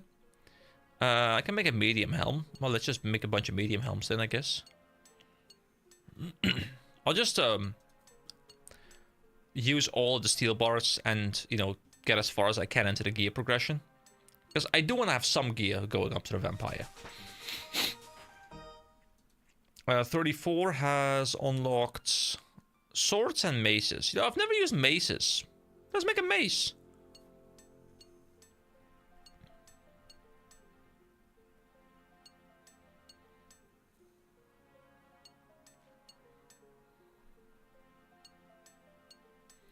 Okay, so we wield a mace. We'll keep the axe around, and we'll have a beautiful helm. There we go. Now we look sexy. Okay, so deposit all of this stuff and all of that stuff, and all of these. Deposit the axe for now, and yeah, we'll just work through these steel bars real quick.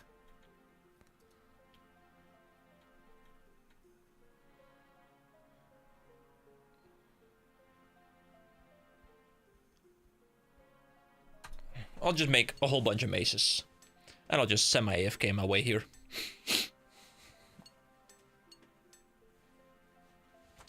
This is the content you guys want, right? Just me sitting here, staring at the screen, waiting for my inventory to be fully turned into maces. 35. So normally I would just leave the 35 in there, but now you're seeing the entire process. It's beautiful.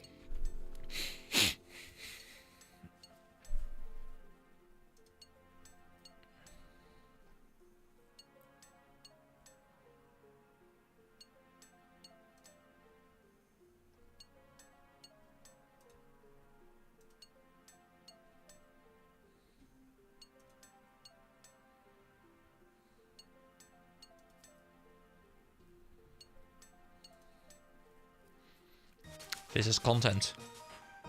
Tink, yeah, I mean, this is content. You know, normally, like, it almost never happens that I have nothing to say, but honestly, I have nothing to say. There's just nothing going on right now. Tink. Oh, quick question, in case you have seen it. I started this new thing that, like, I wanted to do more highly edited videos, and I came up with this format for myself that I quite enjoy the idea of, where where I'm covering demos of games that are not yet out. And in this case, you know, the first one was the SpongeBob platformer game, Titans of the Tide. And I quite enjoyed the format, quite enjoyed making it. It also did reasonably well in viewer numbers. But I'd be interested to hear what the, how the format felt to you guys, if you happen to have seen it. It's very different from my usual kind of stuff, but it's kind of in line with my small shift to streaming, which I might commit to a little bit more, where like I don't dislike editing the longer form RuneScape videos, but it often feels so lacking of purpose, because it is just me cutting out stuff. Like, I'm not editing really, I'm just cutting things out. And I'm thinking maybe I should do editing on like more highly edited videos, and then, shift this to not necessarily only streaming, but more streaming.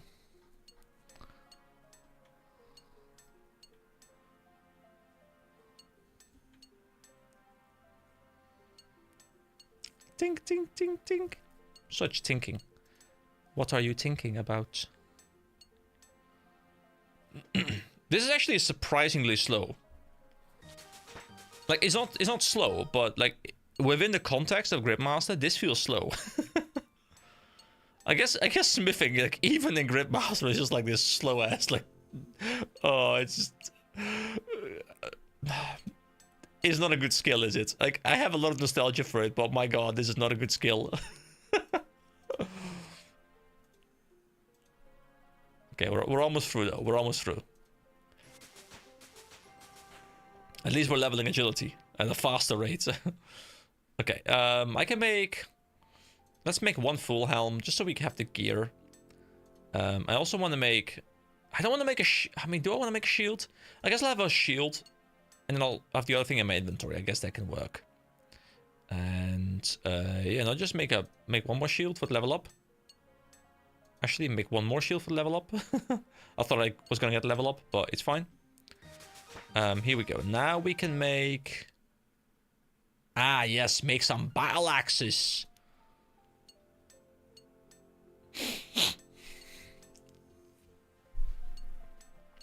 I've never rocked a battle axe either.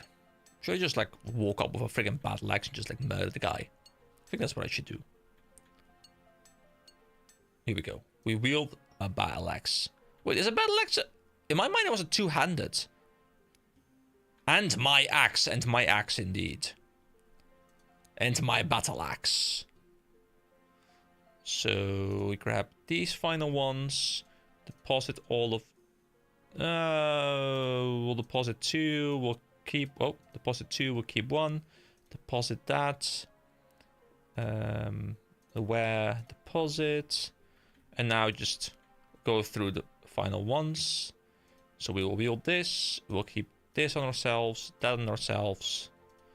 And can I make... I can't quite make the plate legs and stuff yet.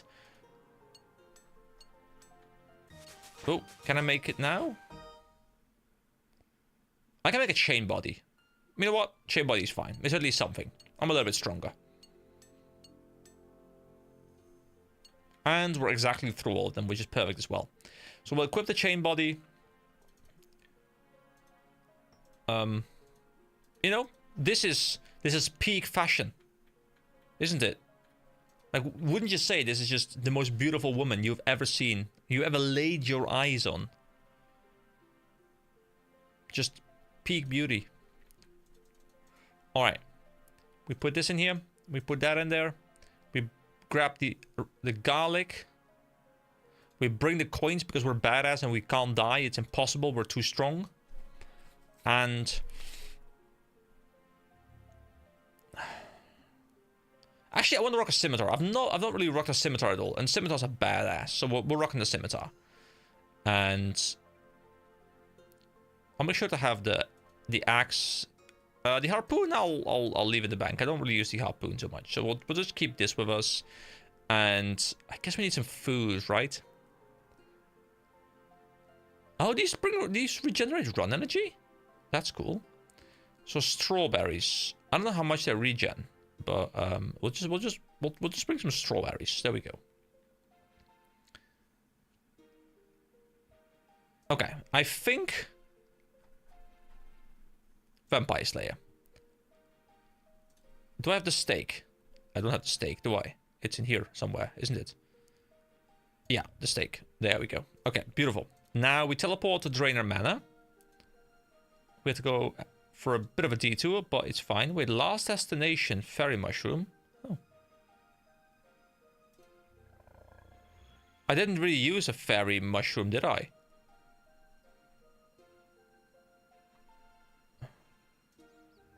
Oh, wait, of course, this is the Fairy... in my mind, like a Fairy Ring, Fairy Mushroom. I'm messing things up. Okay, so... Oh, it's different, like... The options are a bit different. Okay, so teleport, and then we do 2 leprechauns, and then this thing opens up. Okay, so we go to Drainer Manor again. And this time we actually want to be at the manor itself. Is the quest Earn as a Chicken done on this account? No, Earn as a Chicken is not done. I have such good memories of Earn as a Chicken being one of the first quests I've ever done in this game. I like how smithing is my highest level skill right now. Actually, no, it's not. I'm lying. I'm sorry, guys. I'm lying to you. I know. I shouldn't be, but I am. Can't hold back. Okay, let's go into the basement. And murder this guy. Here we go. We fight him.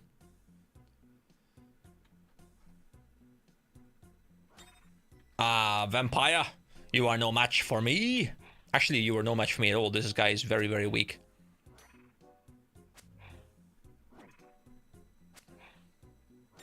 I want to be on slash. Because I think this weapon is better at slash, right? I think it was. Yeah. Pretty sure it is.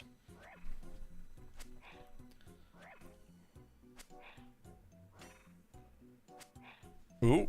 Oh, hold on. Eat some strawberries. Eat the berries. Eat the berries. Eat the berries. He must have heard me talking trash about him because he's actually quite strong. Come on. Come on. Come on.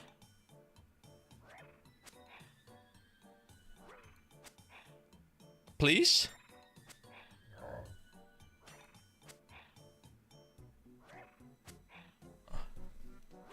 Oh my god, come on. Kill him. What? I died. No.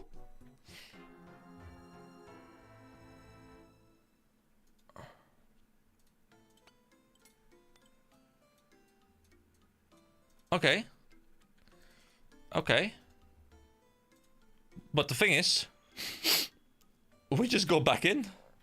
It matters not. It's fine. My gear will be here. So we can just... I mean, we can just roll over and over again and just hope for good rolls. Like, I could go grind. I could become stronger. But I could also just not do that. And just... fight. Oh, I'm moonwalking. Dude, I was moonwalking. I'm so good. Okay. Take all. There we go. Equip. Go down the stairs. Wait for the HP to regen a little bit. And then we go again. Wait, was I supposed to use the garlic on him? I can't remember. Does it say something about that? I don't think it was a thing, right? I have some garlic, which should weaken the vampire. Is it just having it on me enough? Wait, hold on. The guide. Count Drainer. Now that you have the items, you must fight the vampire. Make sure you have a weapon, armor, food, garlic, and a hammer at the stake. Go to Drainer Manor. Once inside, go down the large stairs in the east of the building. There will be a coffin in the center of the room. Open it and the vampire Count Drainer will pop up and attack you. If you have the garlic, the Count will be weakened, though he will still pose a huge threat to players with a low combat level. Count Drainer can be safe spotted by running to the corner between the west side, the staircase, and the wall. Then stepping on the same tile as Count Drainer to cause him to take that corner tile. Then stepping one more tile to the right to attack him diagonally. Getting him to move to the corner can take several attempts. Okay, very interesting. But I don't care.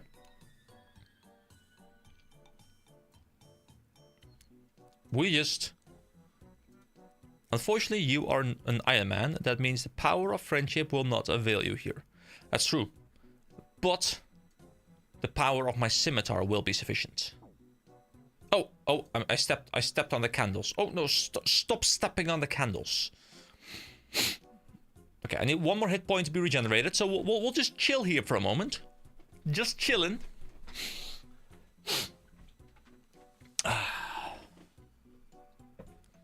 Let me just check on the dog real quick, who's probably sleeping downstairs. Fortunately, I have a camera.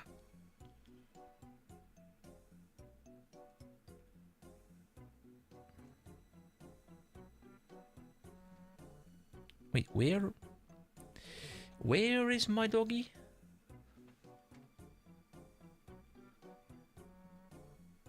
He's hiding.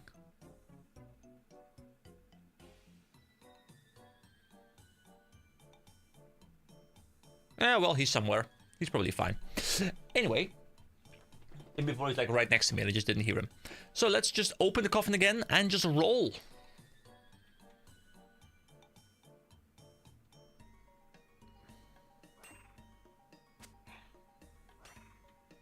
I guess that first hit was due to the garlic, right? Because I just read like he takes 10 damage from the garlic. So I guess that was what happened.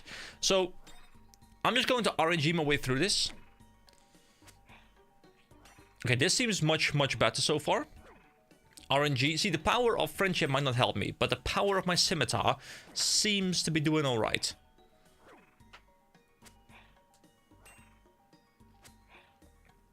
Come on, so close. So close. Come on. Yes, hit him. Hit him. Okay, like 2 more solid hits and we got him.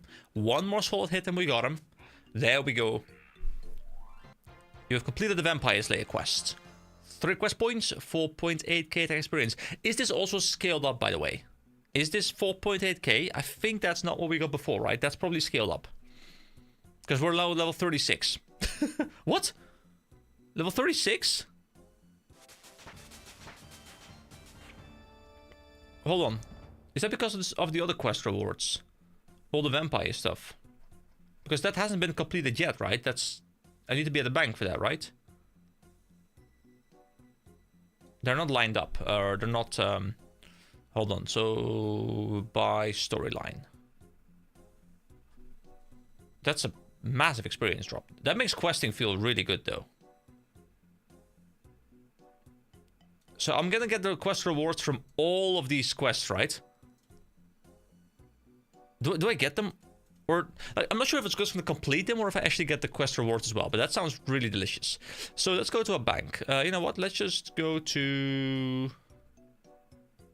it doesn't really matter. No, I'll just go to teleport. And I'll go... Varrock. There we go. Varrock is fine. Varrock is home.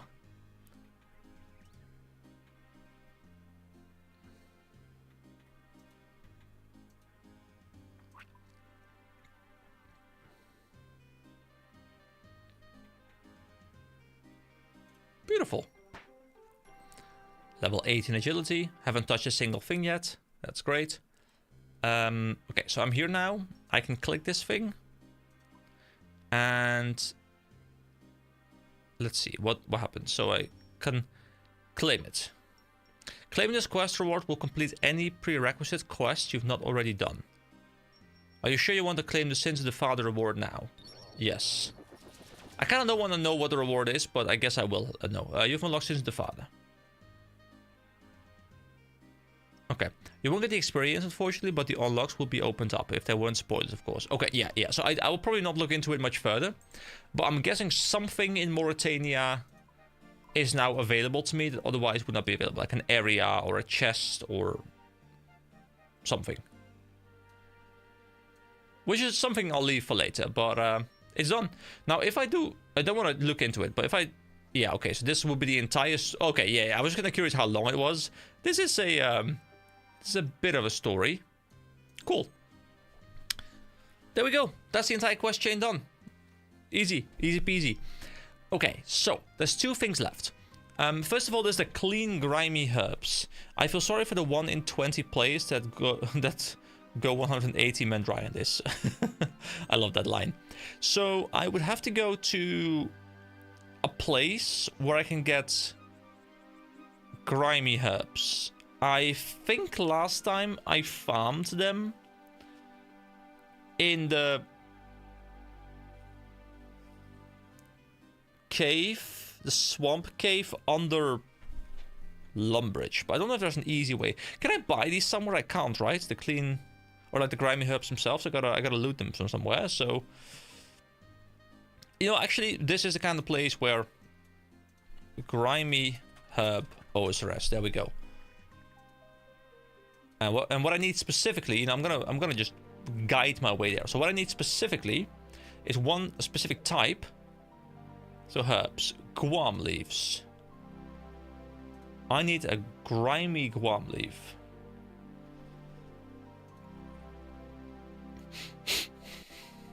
And I can loot them from lots of different areas.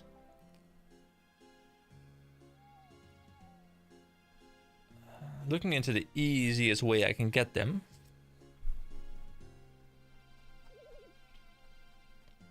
Oh my god, there's like 1 in 1,024 drops. Well, I guess I'll just look into... You can farm them yourself, but I still don't enjoy farming. Maybe in Gripmaster I'll learn to enjoy it, but I still haven't enjoyed it yet. So... these are all higher level mobs, specters. Yeah, the cave bugs are 1 in 8. Cave bug level 6. I guess those... Oh, but that requires 7 Slayer to kill. Is there an easy way for me to get some guam leaves? There's Chaos Druids, but they're... are the mobs just outside of the rock?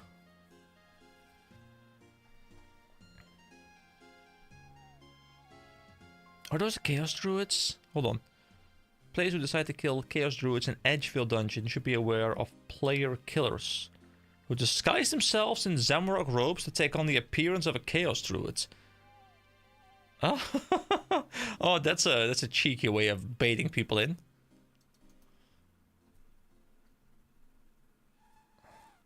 I'm looking into like a fun way to get these things that doesn't revolve getting multiple other things first, but can't really seem to find it. I think someone in a comment mentioned that he did a quest herb a couple times, but I don't know which one that would be. Because I think the quest Druidic Ritual is done by default, right? Yes, it is.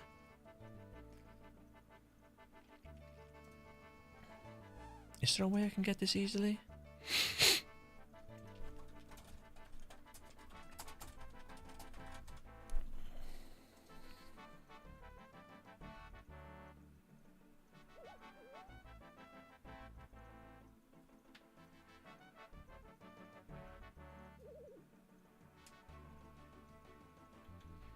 Ooh, it's at ham members. Hold on, ham members. Can I thieve those? Because I have the thieving thing now, so I can just get them all in one go, right?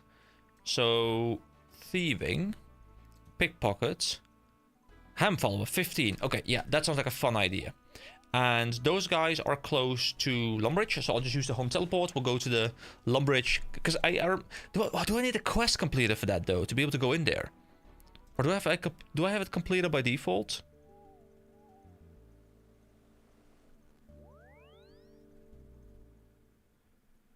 It is part of... Not this one, not that one. Not that one, not that one, no. Miscellaneous. No. Not gnome. Not elf. Oh, yeah, it's a lost tribe, isn't it? Well, maybe I can still go in there. Maybe I can still go in there. Let me see if I can. Because it's up... I remember it being like up north over here somewhere. Yeah, the ham hideout, okay. So I go in there, I steal from the people there. I also get a shit ton of experience probably, because I can AoE loot them all successfully. And I can maybe like hardcore farm these drops. That should be good. So, open the trapdoor.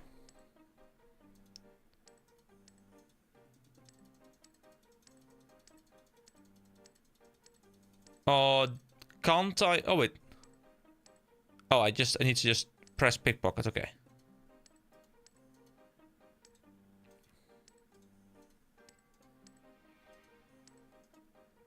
I don't know how many attempts I'm going to need. Oh, there we go. Okay, beautiful.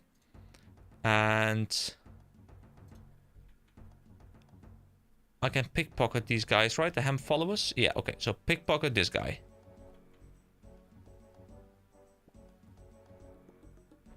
Oh, we just keep pickpocketing. Look at this. Ah. What? My god, we just keep getting insane drops here. 8 clue scrolls? What? What is this? What is this?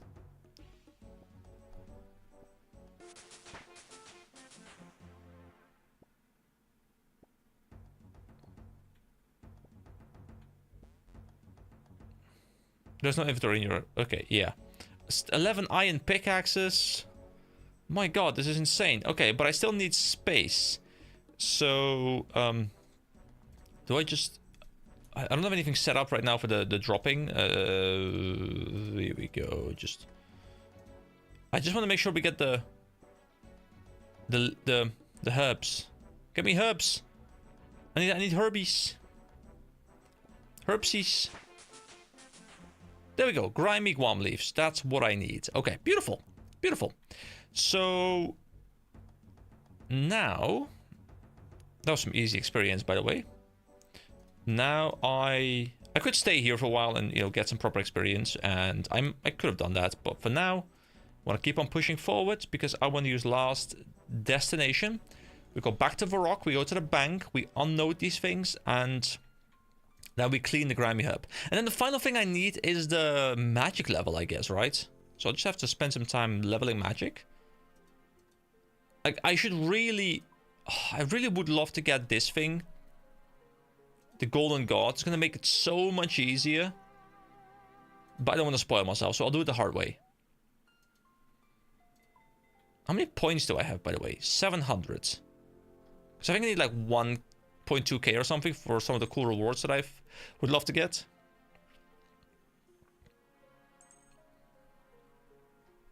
Can I turn these off as well if I want to? No, okay. So, deposit inventory. Well, let's just open these up real quick. Open all. There we go. Deposit it. So, I want to bring the Echo Axe and the Echo Pickaxe back out, and all of these. And clean. And there we go. It's completed. Beautiful.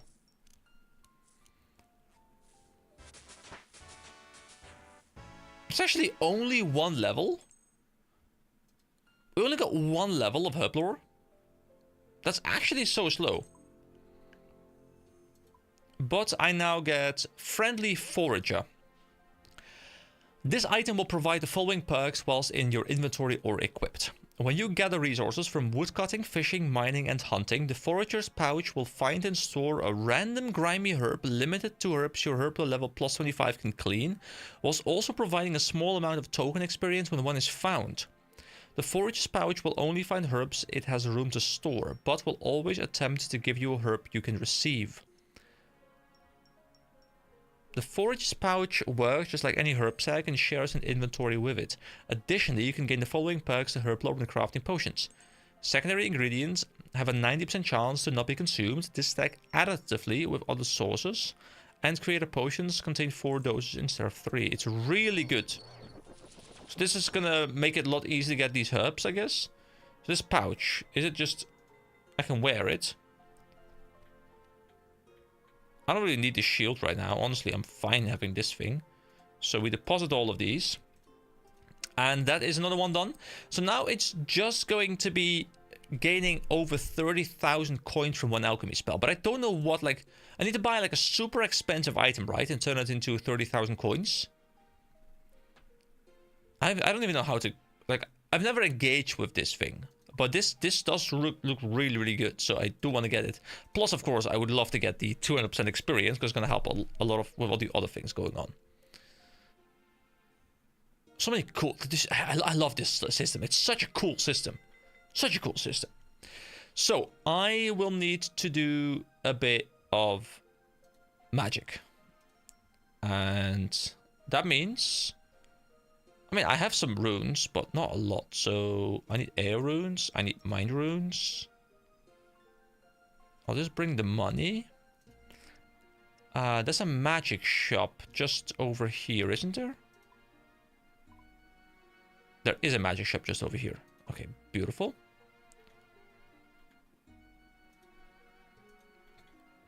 At Aubrey? Yeah, let's trade him. He doesn't sell staves, but that is fine.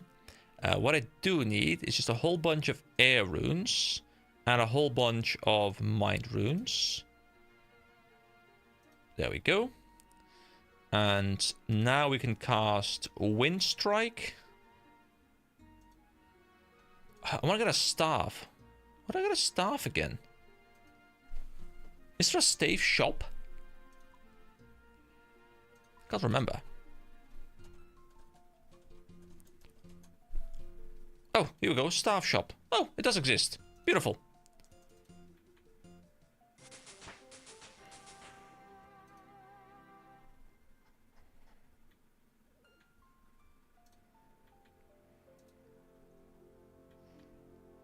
Was it in this direction? Yes, okay. I don't think I've ever been at the staff shop, actually.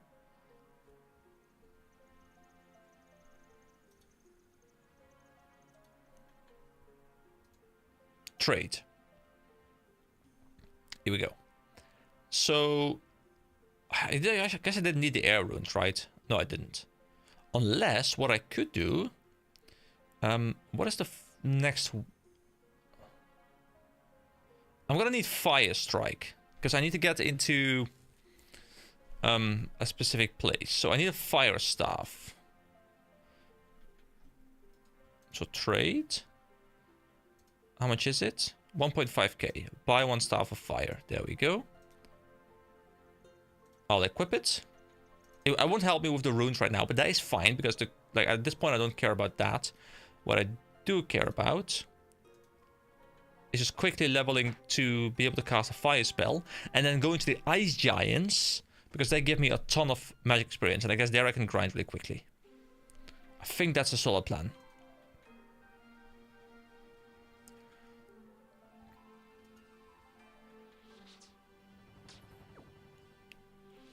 Okay, so this should be fairly quick experience, I reckon.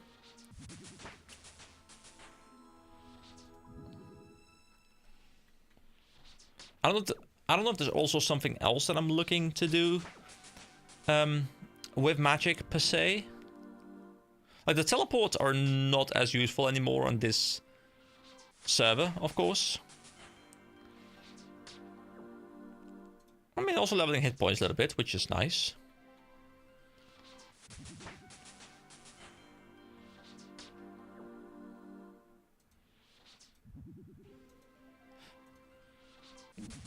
So I need to hit level 13 magic. Okay.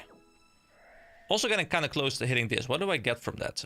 A 25,000 experience lamp. Oh, that's kind of chill. Not sure what I'll put it into yet, but... I guess I'll use it to boost an early skill, probably. That I don't enjoy leveling the early level of. Like, just boost it into, like, farming or hunter or something. I really have no idea what my main goal is right now. It's just like chipping off tile by tile by tile. Don't really have a specific goal in mind. Its base experience value, it will get it will get multiplied. Oh. Hey, look, earth runes.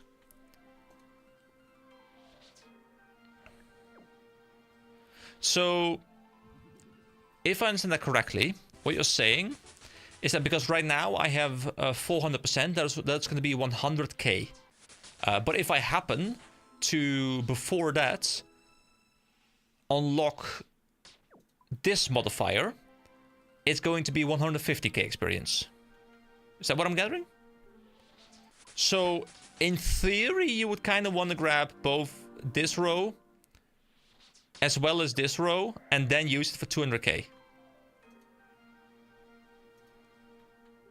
In a way. Not sure that's necessarily optimal because experience is going to fly in really quickly, but you have 12.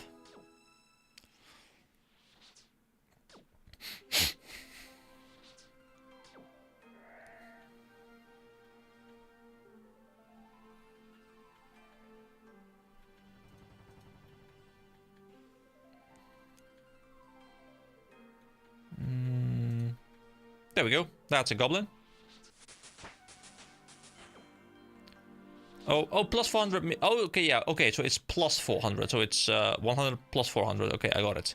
I thought it was just 400%. So that means I already get 125. If that math checks out. Okay, that is level 14. That is what I need in order to cast Fire Strike. Okay. So I choose a spell. I choose Fire Strike. Now, what I need to do, I think would be a nice way to level, is I go and save spot Ice Giants, which are here. But I need a key, right, for the Edgeville dungeon. So I will have to enter some other way, and I can't remember the other way. I've just been entering through here for a while. So, hold on, was it there? No. No, wait, wasn't it? Wasn't it here? Asgardian Ice Dungeon? Yes, that's it. Oh yeah, the other one was for Moss Giants. That's Moss Giants. These are Ice Giants. So I have to go over here to Remington Mudskipper Point. Okay, let's see if there's a nice teleportation method available for that. Do I have them equipped or something? Oh, I didn't bring my item. Okay, let me go grab it. Because I think that's probably one of the best ways to level magic. I mean, there's probably faster ways, but it's the way I'm aware of at least. And I think it's going to be rather fast with the multiplier on fire damage. Should boost me up to like 50 very quickly. Okay, so I want to grab the fairy mushroom. I want to use teleport. Tool leprechaun. There's probably something... Remington was what I was looking for. Remington, there we go. Wait, I'm gonna miss having this on my main account.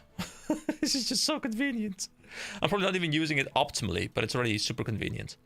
Okay, and then we just walk down over to the Asgardian Ice Dungeon. I'm assuming I can go in there without having done the quest. Because I know there was the quest with the Knight's Sword, I believe, where you have to go into it as well. But I don't think it unlocks that area. I just think it takes place in that area.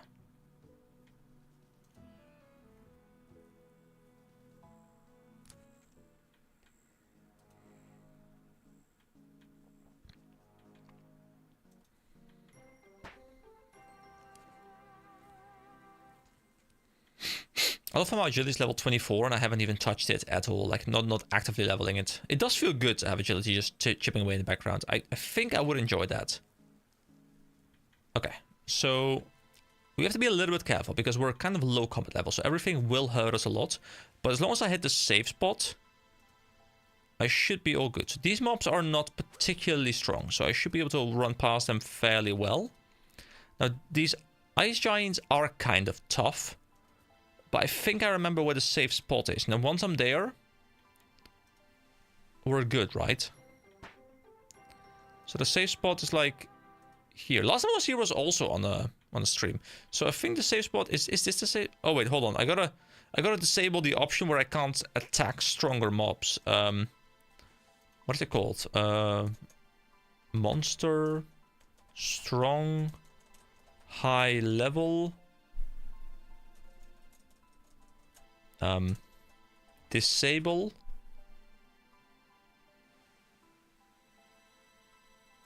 There's a setting. It's a gameplay setting, right?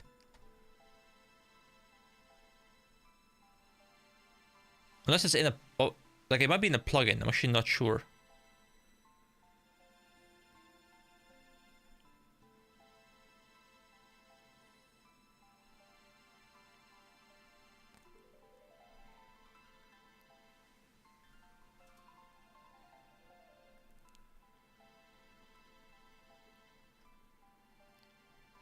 Yeah, I don't see it. It's fine. For now, I'll just attack. Is this the safe spot? I think... No, this is not it. Is it here? Okay, I think this is the safe spot. Okay, this should grant me pretty good experience. Yeah, this is gonna be fast. Okay, great. It feels good though to go from hitting almost nothing to hitting 13 in like the matter of like 10 minutes. It's quite glorious. And since they have quite a lot of HP as well, relative to my current damage, it's very low APM.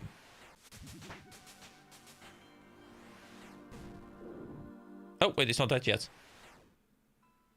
It doesn't really matter. No, I don't really care about the drops anyway. I just care about the experience. Okay, level 20. Actually, no, that's hit points. Guys, this game is so easy. It's so easy.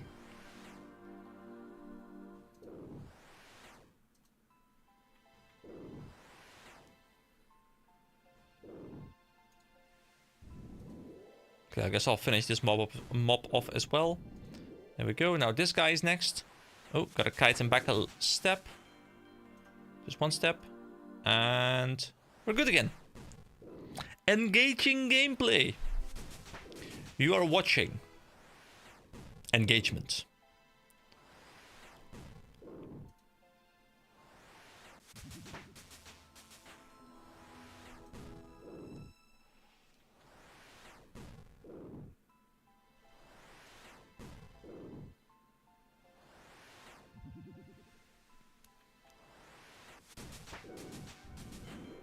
You know, the great thing is I never have any idea how many people I have watching because I have viewer numbers disabled. I've had it disabled for a very long time because I've always felt the best way to approach this is just act as if you have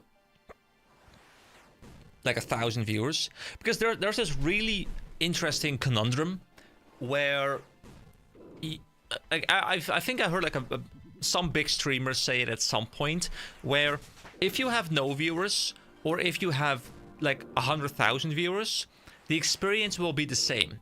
Because either you're talking to yourself and no one is listening, or you're talking to yourself, 100,000 people are listening, but you can't interact with them anyway because they are sending too many messages that you can't catch up on. So either way, the best way to be a streamer, I think, unless you just care about money, is being a medium-sized streamer, where you have enough people chatting to have interaction going on, which obviously makes a stream much more fun, but not so many that your chat becomes incomprehensible and you can't respond anymore. Which is a very interesting conundrum. Like at some point you almost want to stop growing your channel if you're a streamer, if you appreciate the interaction. Like if I'm watching like a big League of Legends stream, for example, like Cadril, you know, sometimes he's sitting at like 200k viewers or something, and all I see is just a list of messages being spammed, incomprehensible, nothing to interact with. So you're just chat. So you know, you get to the point where you're just chatting, you're just talking to the chat as a whole. You know, it's weird. It's where you start asking everything to the so-called chat. It's weird.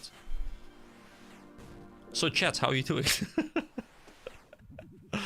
Oh, it's so terrible, but it's the truth.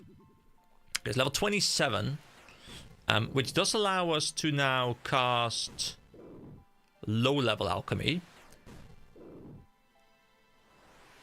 Okay, we're max hitting as well. And at what level do I unlock the next fire? Okay, level 35 is fire bolt, but I will need chaos runes for that, and I don't currently have chaos runes on me. I can't remember if I can buy them, but also I don't have the cash for them.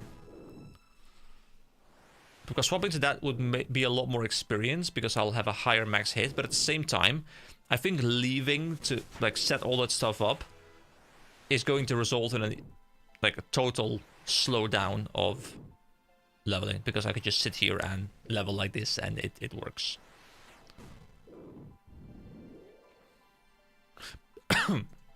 Man, I really want to I really want to fix the chat on the screen. It just looks so ugly. I really wish I could find a fix. I gotta spend some more time on that. I gotta find a fix because this just looks hideous. I can see people joining this and just being like, yeah, I'm out. This guy is not a professional. Can't even have a good looking chat on his screen.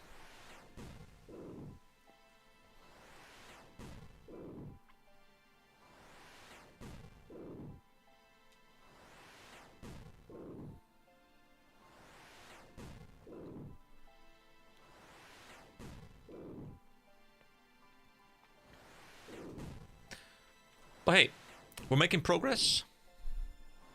Albeit not super fast. We're now level 30 magic. Get some more mind runes. Don't mind if I do. YouTube allows you to open chat in a side panel. I'm using it anyways because it's hard to read the chat on screen. Yeah, I mean, I have chat on a side panel. Like, the thing is, and I mentioned it before, but I'll gladly repeat myself because I have nothing else to talk about right now. So I have chat popped out, and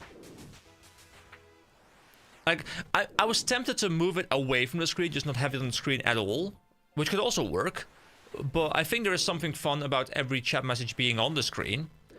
I don't know. I feel like a lot of people like seeing their own chat message appear on screen because it integrates people into the stream more and it makes them feel like a part of the stream, which is obviously an atmosphere that I'd like to cultivate as much as possible. So I think it's important to have the chat on the screen whenever it's possible, especially when it's a like not a particularly immersive game like RuneScape.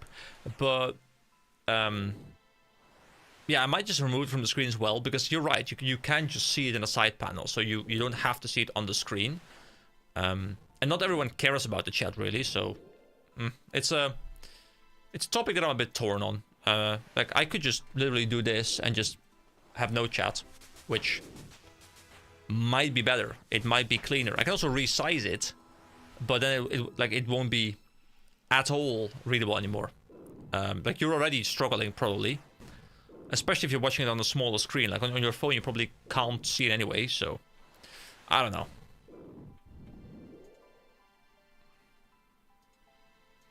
Anyway, level 32 magic. Oh, no, run. Hello? Hello, character? My god. My character just said, like, hey, no, I'll just sit here for a while. I will not move. I will not be safe. Okay, so high level alchemy would require 55. And I would need to get nature runes for that as well. And then, but then I think the next problem comes up where I don't know what item I need to be able to produce 30,000 in one item. Like, I don't know what kind of value it takes into account. I don't know. Like, I guess I could look into getting some crafted items that are in my bank and seeing what they are worth. But I'm assuming they turn into a couple hundred at the most. So I'll need like a very high crafted item for 30k from one alchemy spell. Unless... Can you alchemy multiple items at the same time? No, convert an item into more gold. Okay.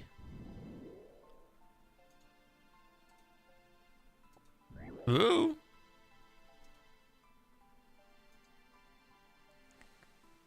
I can tell you an easy item to get for this task. Yeah, I mean, in this case, I'm fine with that. You can definitely tell me. And also, feel free to let me know, do I need high-level alchemy, or is low-level alchemy fine for this one? I guess I need nature runes for both, so it doesn't really matter in that sense. The costs are irrelevant. It's just, do I have to spend another 21 levels here, which I'm fine doing, honestly. It's not that big a deal.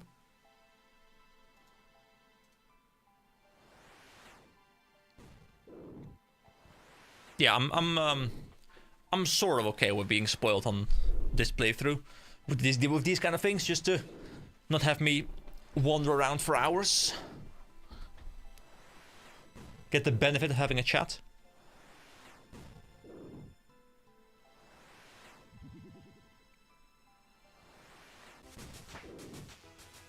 The output matters, so with low level alchemy you would need more expensive items. Yeah, that's what I thought. You can buy bagged plants in Falador Park. Some of them can be elk for a lot of money. Oh, because they're stackable. Is that it? Is it because they're stackable and you can just elk the entire stack? Ooh, be careful.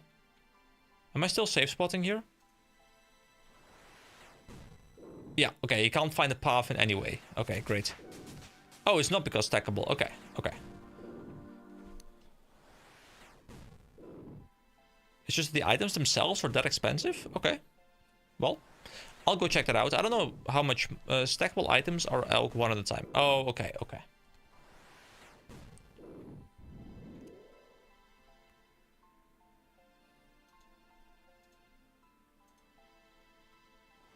Yeah, run. Okay. It's a very easy, accessible item that you can buy. Okay. Well, that's very good to know. Then I'll go to Falador Park. But I'll probably need high-level alchemy to make it easier on myself. So I guess I'll be here for a little while longer.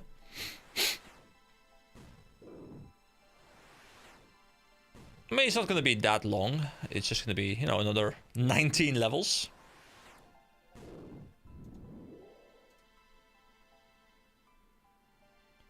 You need money too.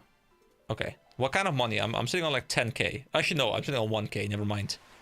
Around 100k, I think. Okay. So the thing is, normally I make my money by selling things in the Grand Exchange. So I guess I'll have to start selling things to vendors. I could get a whole lot of ores maybe and sell those ores, because I don't mind leveling mining and smithing, but I don't know if those are worth anything. I'm not familiar with Iron Man money making methods. I'm barely familiar with main money making methods. But I mean, I could take all these coins, obviously, at least. But no, they're not a big source of income.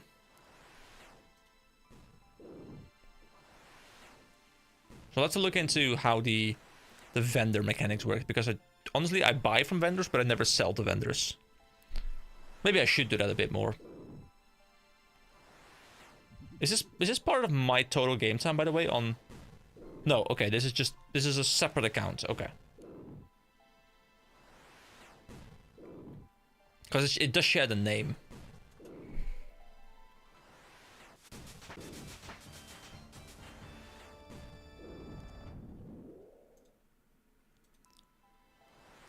I need 50k. Okay, I mean 50k should not be too bad.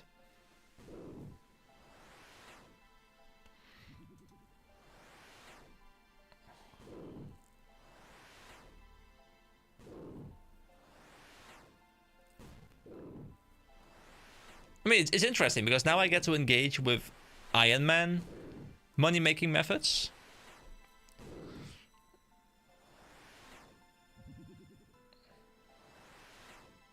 I wonder if I could low alchemy my way to 50k. Because that would be a fun way to like build up to high alchemy. But I do need to get... Like the fire runes are no problem because I have the fire staff right now. But I will need to get nature runes. And I don't know if there's an easy way to get nature runes. But this one I'm fine Googling. So if I look up...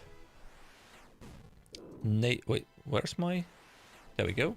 If I look up nature rune, is there like can I purchase these? I can't, right? Like I can make them with rune crafting, but that will be a whole separate side story.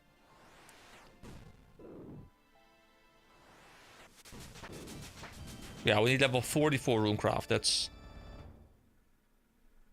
I mean, to be fair, with the minigame, that would not take long. You will get some money by selling items to the general store than by... Okay. So I'm better off just selling them. Okay.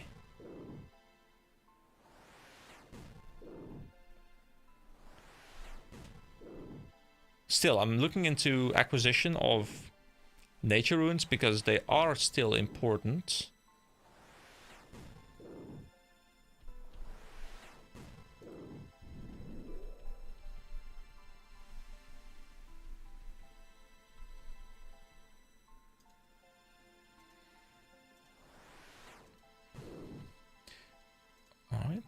Well, experience is slowing down a little bit. So, you know, we're now 38.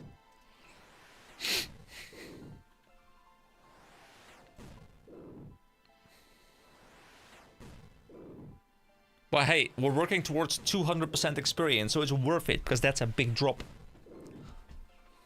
How long is Gripmaster running for still?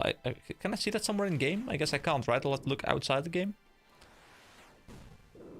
It's going to be running up until the point sailing drops, which is 19th, I think.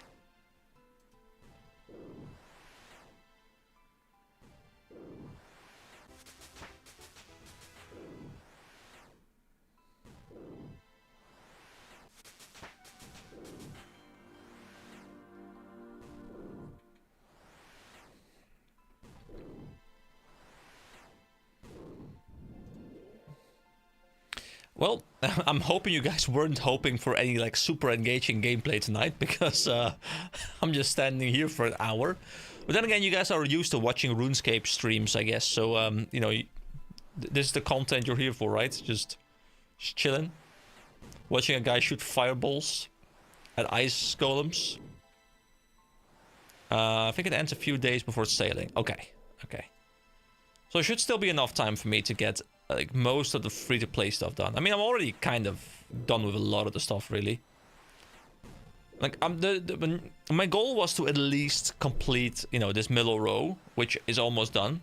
I would kind of like to also complete this row. Now, there is a little bit of stuff in there that I obviously will have, like, semi-spoilers for me. Like, I haven't... I mean, to be fair, I could still treat it in a way where I'll just swap to the main account and I'll see if I can check out the content, and then I'll do it on the grid, because that way, like, I can maybe find the time to do these things. Like, Bryophyta's chest, I think from what I've heard, isn't that like one of the, like, I think there's like Obor and then this guy, right? Like, these are like the two easy quote-unquote bosses. So I should maybe be able to do that on the main account as well. And then I can do it on this account, where it's going to be easier probably, because of like insane power creep with unlocks. And then kill an Ogress, I guess. I don't know if an Ogress is like a mob, or if that's also a boss. But I get Combatant. And that sounds really, really convenient. And the rest of the stuff is done already. Like, the total level, of course, will be easily done. Like, that's just going to be passively happening in the background. And a lesser demon, I guess I can probably kill him with magic. Ogress is a regular monster. Okay. That should be fine as well, then. So, really, only the thing that's going to be semi-spoiler is Bryophyta? I think that's the way you say it. But I might be able to do that on the main account as well, so I can still have it be spoiler-free. Okay, that's cool. And I think that most of the stuff outside of that will probably be mostly spoiler territory, so I might not push too much further than that.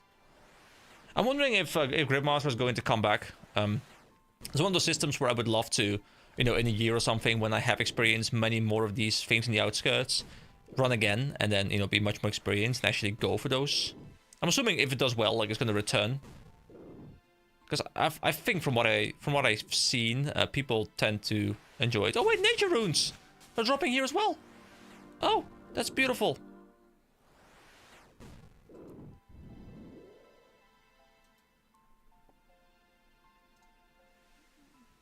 Okay, great. But yeah, I think people have generally been enjoying Gripmaster a fair amount from what I've been able to catch here and there.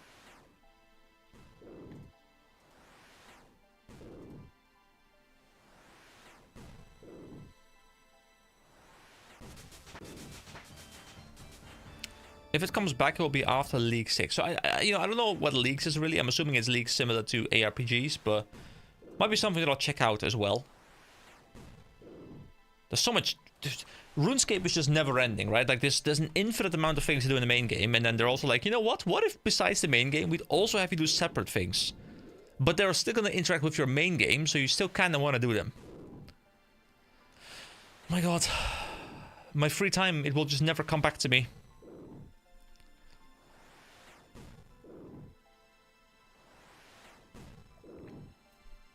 But hey, level 39. We are slowly closing in on 55, but the rate is definitely slowing down. Least is like Gridmaster, but a bit slower. There are not grid tasks, but a whole list of tasks for you to do, and are region locked. Oh, and you are oh! Most of those players in Gridmaster are from Leagues 5. Oh, cool! Okay, so it's a bit like because I've seen these videos pop up, you know, like the region locked things. I guess it's kind of like that, but you know, forced by the game as opposed to the player himself forcing himself to do something like that. You know, it's kind of similar to where there's Iron Man, but I'm playing Bronze Man, which is like Iron Man, but like almost self-imposed with some like small changes. Oh, 42. I thought we were 39. I guess I missed something. Okay, 42. That's not too far away. That's 13 levels. We can do this.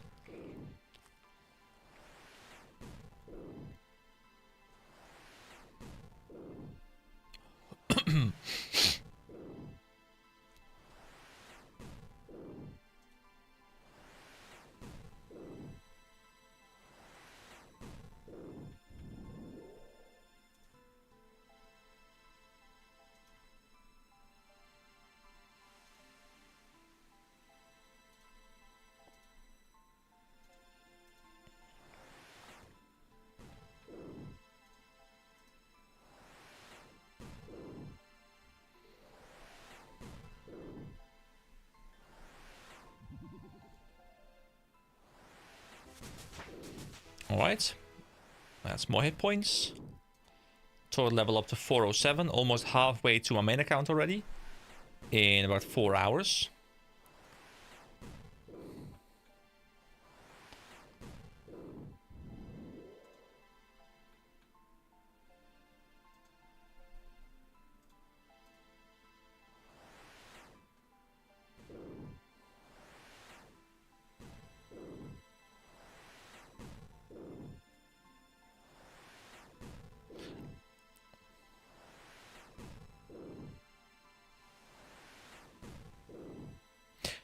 I'm slowly starting to run out of things to really talk about here. I've just been at the same thing for ages now.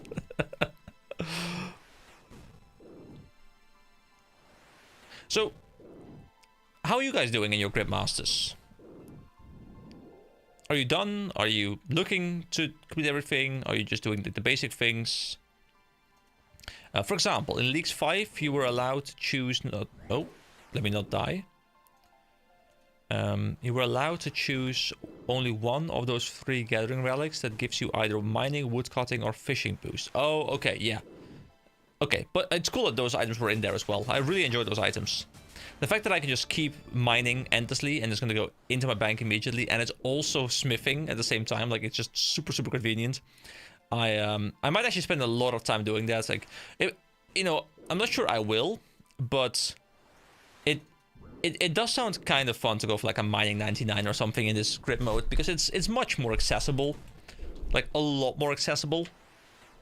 So I might, if I can find time during work to like just click or something, like it's something that sounds kind of fun to maybe do. But then again, I already barely have, like, you know, leftover time outside of stuff I have to do and stuff I want to do, so it's gonna be tricky. But I can definitely see the pull of this game mode. Like it's really fun.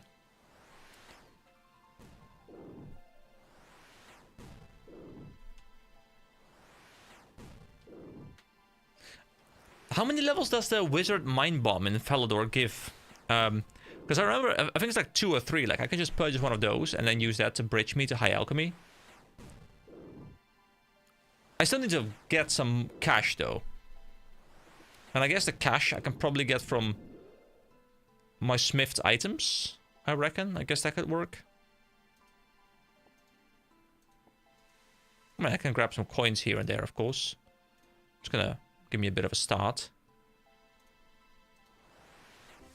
Depends on your magic level, but I believe it's either 2 or 3. Yeah, that's what I thought as well. So I was like, if I get like 42, 43, I can like bypass the rest. Although I might as well stay for 45. Oh, sorry, 55. Depending on how slow it's going to get. I'm pretty sure I am around this level on my main account as well.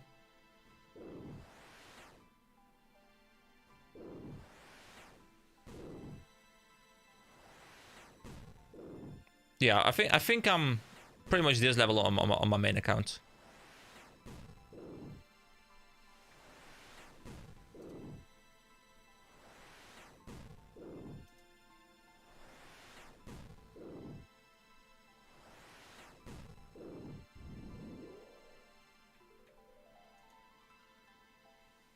Oh, there's a death rune there. I want to grab it, preferably without dying. Beautiful.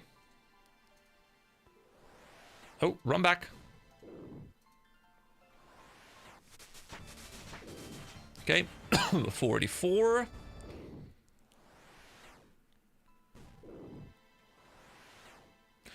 If anyone's watching this in the future and you've actually sat through all of this of me just grinding away at these guys, why? Just why?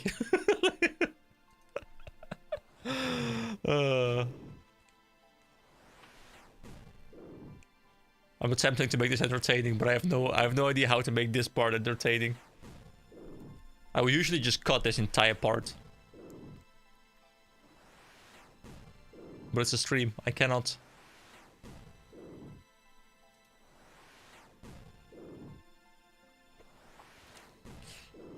It's quite nice that my hit points are going up so much, though. It's gonna really help me out a lot if I have to do some combat.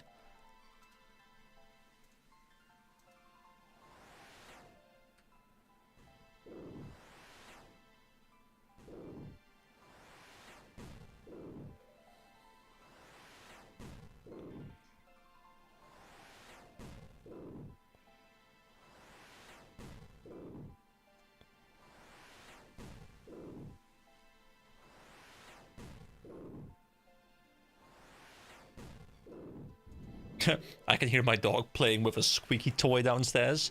So I guess I hear like the random like squeaky sound effects on occasion. And it sounds pretty funny. Okay, there we go. That's 36 hit points as well. Almost level up with magic again. Oh, he's coming up the stairs. My puppy's here to help me out. Okay, my puppy's here to reinvigorate the stream. He's like, dude, I saw your content and it's absolutely terrible. You're just sitting there with Ice Giants for like hours. Let me be the star of the show. So, hello. Oh, he's got his little ball. Beautiful. Hello, good sir. Oh. Come on up. Oh, he wants me to play with him. He's got a ball, and now I gotta play with him. So, unfortunately, this game is very multitask appropriate. So now I'm playing with the dog and chatting. Look at this ball. It's beautiful, isn't it? It's got like a little noise. He's like, what the hell are you doing? Wait, what is this seed? Why is it a different color? Is that rare? Is that something rare?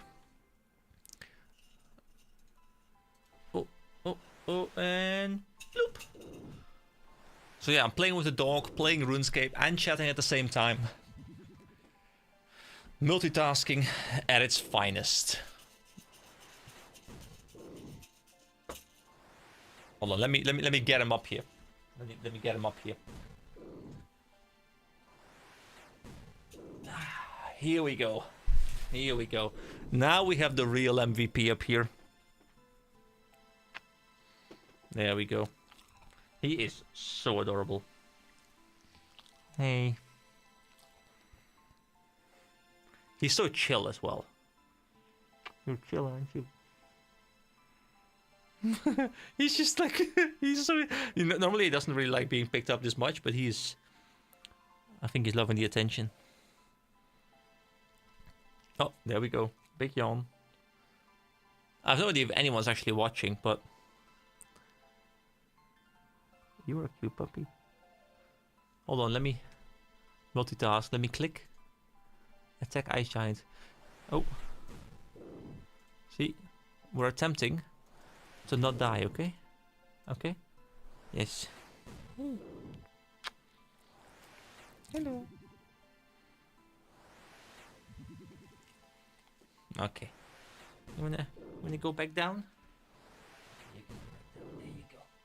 There you go. Alright, I don't know if anyone was there, but if you were, hope you enjoyed the puppy. Okay, I'll play with you. Here we go.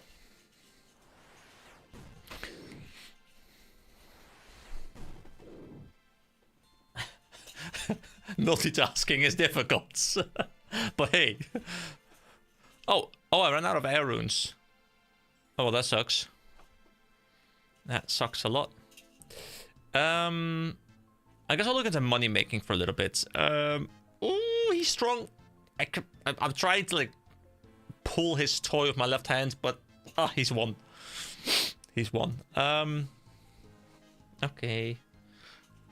I mean, I can't not play with him, you know. It's if I had like a much like I should have a dog cam, you know, so like he would just be on the screen the entire time, and you guys could just look at the dog instead of my face. That's much better, right?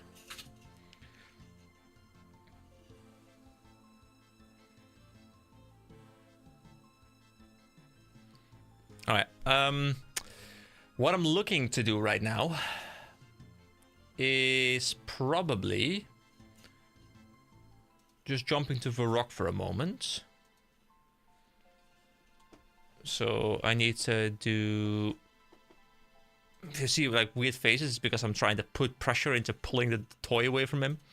So we do 2 leprechauns, and then we go to the rock. Go to the bank and see if we can start selling some stuff, because we gotta make 50k. Because we also gotta buy some new air runes, you know? That's also a bit of a problem. A bit of a conundrum. Oh yeah, the agility experience, that's nice. Oh, my hand's getting licked.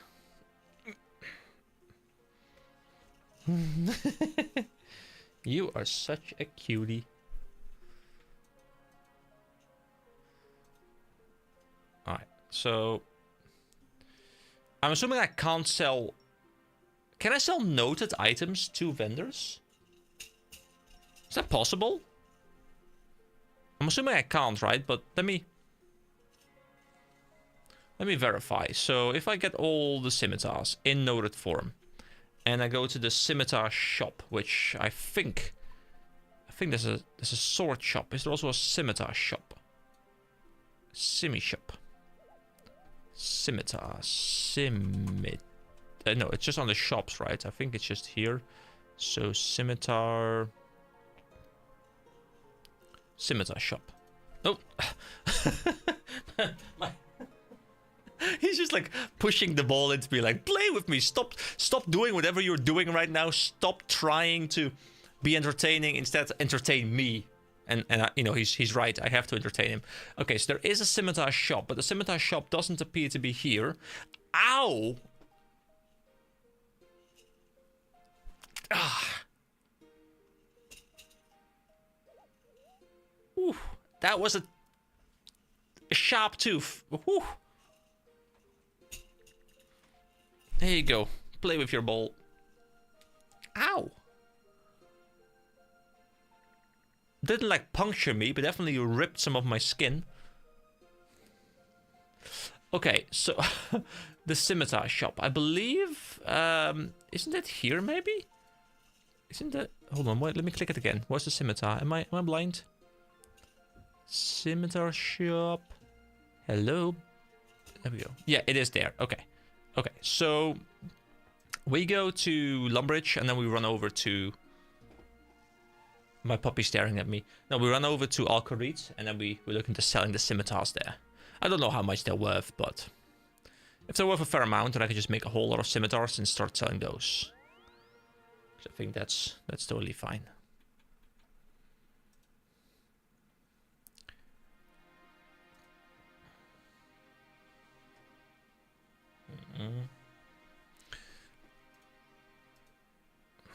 My puppy's being adorable. I think he knows he hurt me. Yep, he's licking me now. I appreciate it. Alright. Let's see. That's another agility level. The scimitar shop. Is that a sword shop or is it the scimitar shop? That is the scimitar shop. Okay, he's like, play with me again. You haven't played with me for hours. You must play with me. Okay, so there are 220 each, so I can sell. Okay, yes. We are going to be making money the scimitar way. Is it the fastest way? Most definitely not. But will I commit to making a ton of scimitars? I think so. I mean, how close am I to making mithril scimitars? Quite far away, am I not? So a mithril scimitar would require... Yeah, okay, that would require me to be at 55. So I guess what I should do is just do a ton of mining. Actually, can I sell the ores? I think I can sell the ores, but maybe not here. Because that makes me a lot more money, I think. But for now, for just a quick 50k, I guess... Oh my god, you're strong. Haha, I am stronger. For now, I think just getting a whole lot of steel bars is a good play. Okay, that's a good play. Is there steel here?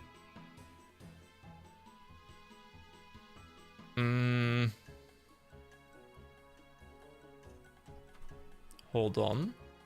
Wasn't I getting them from... I think I was just getting them from iron. And I know there's like a super chill iron place next to the rock.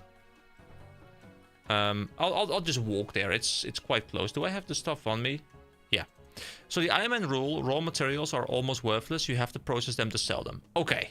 Okay, that's actually really good to know. And I guess that's because, you know, normally you sell the materials and people make experience of them, right? So like the process of crafting them down is worth a lot of gold to the people purchasing those items. At least that's what I'm assuming is the reason why the raw materials are expensive. Like if I'm buying ores, I'm not buying them because I want the ores. I'm buying them because I want to use the ores for experience purposes.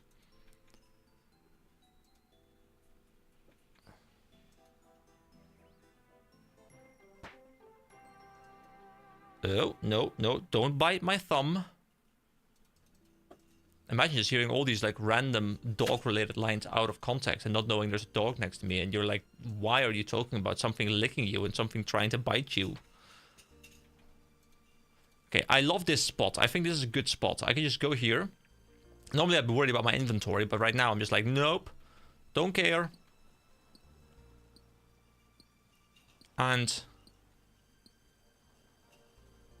I guess I can just sit here. And wait, do I need to... I don't need to have it equipped, right? Does it matter if I have it equipped? I don't think it does. No, I don't think it does. Oh yeah, and I'm also getting herblore experience a little bit. So now I'm getting smithing experience, mining experience, and herblore experience all at the same time, while getting a material that I want. It's so easy. Life is easy, guys. You can examine items to check their GE and high alchemy values. Oh yeah, of course! I forgot about that. So if I do this, examine, HA value, 240.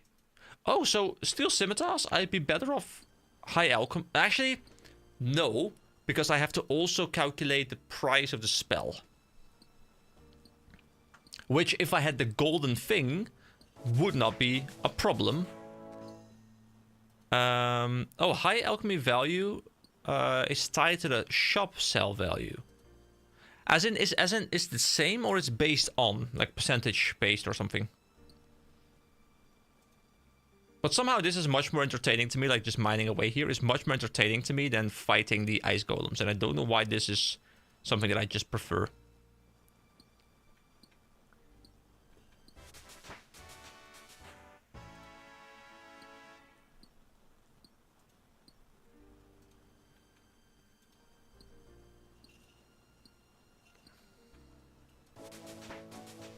I love the fact that I'm also getting... How does this look, by the way? If I open this up, check. Oh, Wow, there's so many already in there. That's beautiful. Shops buy at a certain value depending on the shop, and high alchemy value is also a percent of a value. I believe high alchemy is 55% of an item. Oh, okay. So that means that you can also, based on the high alchemy value, you can also have a pretty good guess, maybe even exactly, as to what the vendor price is going to be. That's interesting. All those level up sounds, man. All those level up sounds. It's insane. I mean, Herblow's leveling up kind of slowly. High alchemy is 60% value. Okay. Very interesting.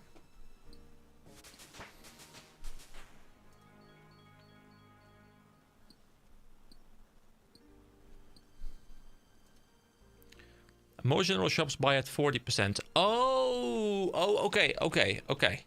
So specialized shops buy somewhere in between. Okay, good to know. So generally, high alchemy value is the highest raw value you can get, but you also have to take into account the cost of the runes, I guess. So oftentimes, unless it's like a really expensive item, it's probably easier to just sell them because it's less work for minimum value loss. Unless like a really high value thing where every percent means a lot more, I guess. At least I think that's the train of thought you should then apply to those numbers. In my case, of course, we're gonna just vendor everything for a while. It's fun to have it's really fun to have a different method of making money, though. It's entertaining because now I get to have my Iron Man experience. Well, you know, the funny thing is, this is kind of perfect for what my series was supposed to be. Not everything, like bypassing all the quest was not really a part of it. But I mentioned at the start of the series, and I don't know if you were there to see it, I can't remember exactly who was there and who wasn't there, but I remember saying that I think Iron Man would be the perfect way for me to approach this game, but I didn't want to commit to the hardcore grinds. And this has removed the hardcore grinds, but still kept the Iron Man part in there. Just with a little bit more bypassing than maybe I would have liked. But yeah, this is a really good middle ground. But there are a few better general stores that buy at 55%. One of them is in the Wilderness. The other one is in West Ardone. Okay. Good to know.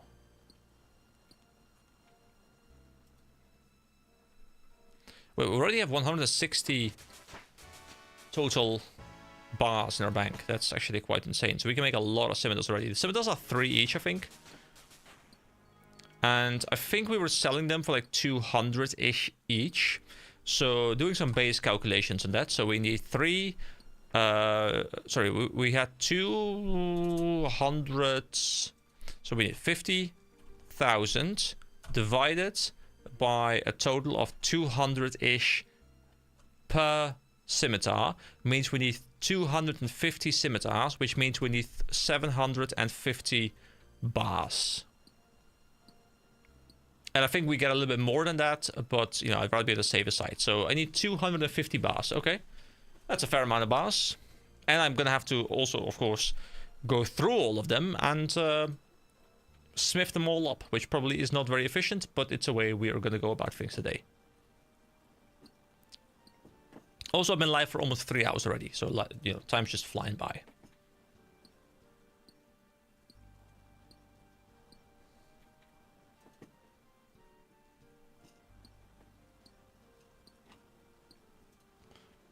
It's really nice though that the smelting process is removed, because that's definitely the most tedious part of it.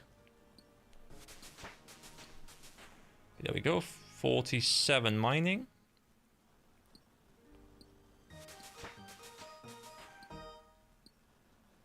I mean, I could also do coal, I guess, and coal probably would give me a similar result.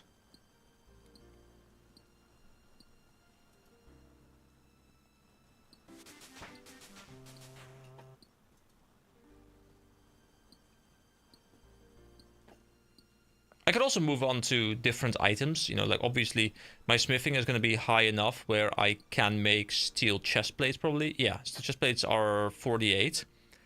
And that could be more efficient. Coal is not auto-smelted. Oh! But they're not. That's weird. I don't know if there's a particular reason for that. I mean, I'm assuming there is, but I don't know what the particular reason is.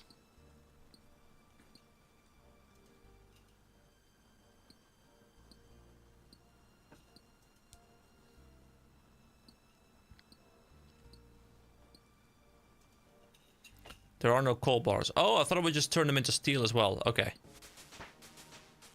But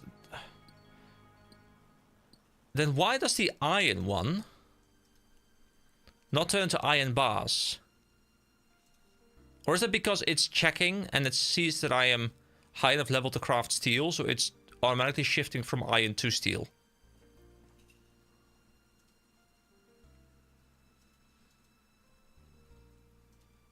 I don't know.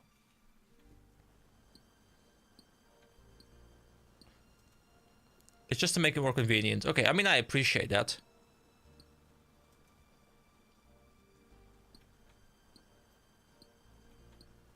It definitely feels like a game mode that was quite well thought out. I think they did really well. I mean, I guess it helps that, you know, it's a very old game, so their community the developers really know what their community, hopefully, what their community wants from a game mode and where they would go left instead of right. Okay, it's 46 smithing.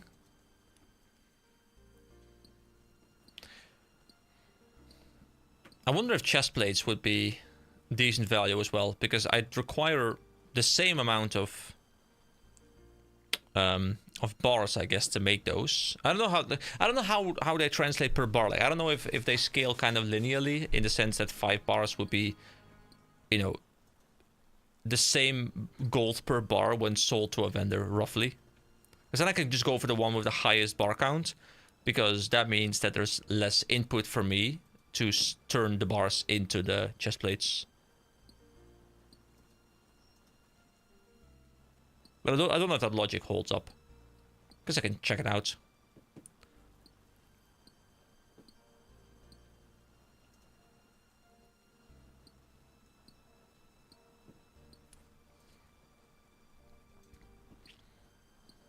What was that one steel sim? Oh yeah, of course, that was the one I had equipped.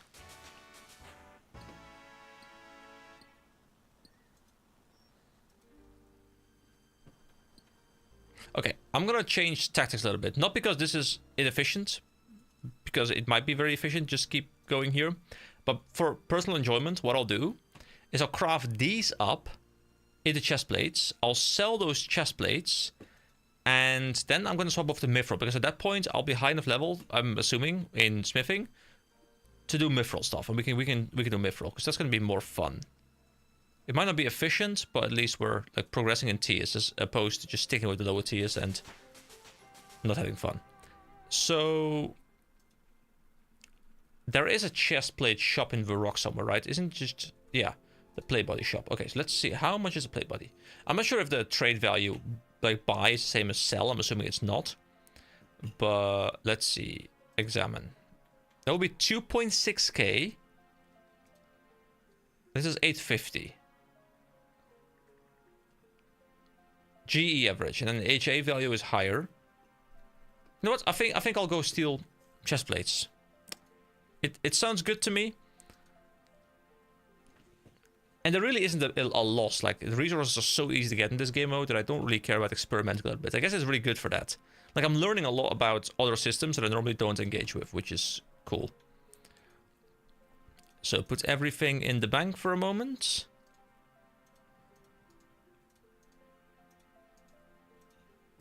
Oh, I could have just done non-deposit inventory. Ah, whatever, it's fine. Okay, we get just a hammer out then. And then we get...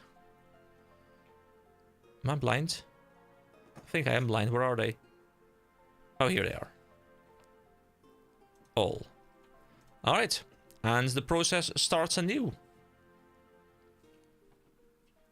So we can't make play bodies yet. So we'll just start by...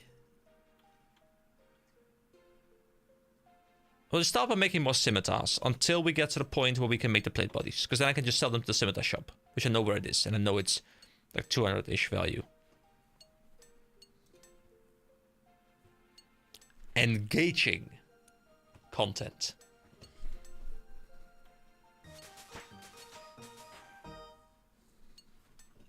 I enjoy how it's so much work to get this final one. It's probably really easy if if you just commit to the golden thing that you can get, because it's going to make it a lot easier to do this kind of stuff, but because I'm kind of limiting myself, it's a bit of a hassle. But it's an educational hassle. Wait, didn't I get that final one? I thought I made one more scimitar. There we go. Okay. Put the simmies in the bank. Get all of these, and we go back out. I'm so happy I have the stamina. It's so good.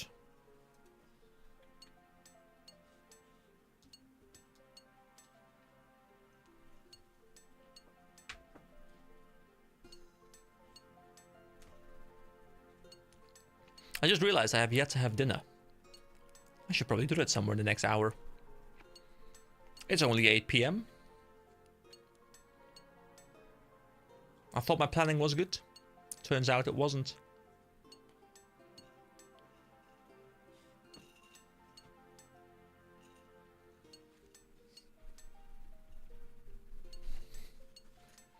Okay, making decent progress.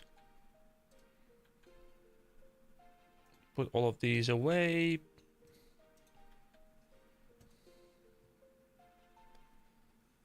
Make a couple more scimitars, maybe 1 or 2. Wait, didn't I make one? Okay, make 1 scimitar. Go away, Leo. I have no time for you. I'm busy crafting items. Smith. Okay, so plate body. It's still at 1? It's still at 1. Okay, let me swap it to all and just make all plate bodies now until we hit the threshold for mithril stuff. Well, 1k experience per craft. That does feel pretty good though.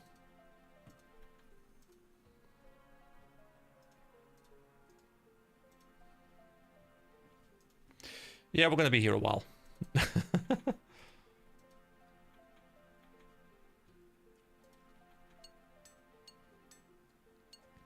I mean, it's gonna be a lot quicker now that I can spend 5 per craft, or 5 per smithing. It's a lot quicker. We're about to breach 100k experience on smithing as well, which is nice. I think that's like level 50-ish. It's 100k. Oh, I didn't deposit. Oh, well, it's whatever. It's whatever. It's fine. So, the one thing that I very much enjoy is always like the math thing in RuneScape, where 50 is 100k, and then 99 is 13 million, I think. Like, it's such a funny math thing where I keep cancelling it. Like, I keep cancelling at the very end.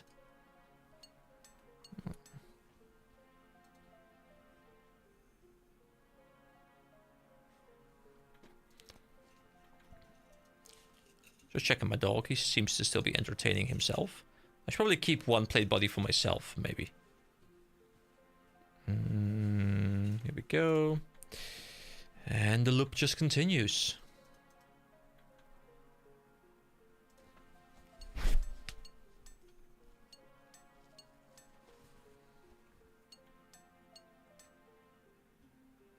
Oh, wait, my character was in the wall. This is odd. Huh. It's really odd how this wall works. Is this always the case? It just feels like it's normally not the case, but maybe I'm wrong.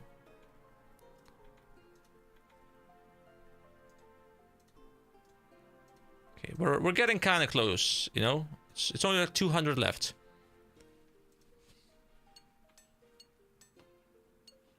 We've broken 100k.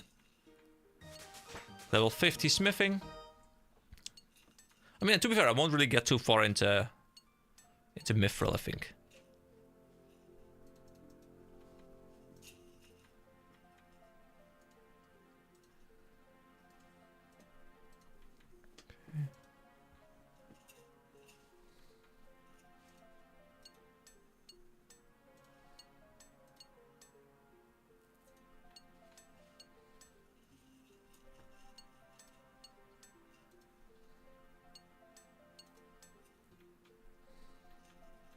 Okay. That's another batch. See, I appreciate how we're getting very slow but consistent agility experience every time we we're running. It does feel good.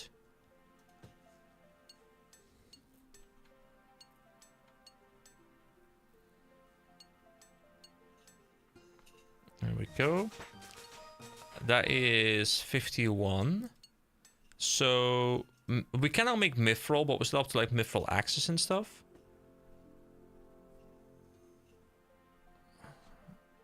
What are mithril scimitars again? 55. We're getting kind of close to maybe getting the mithril scimitars. That could be a next thing to go for. Like we'll go scimitar plate body, scimitar plate body. You know, that's the way we roll. That's our money making method right now.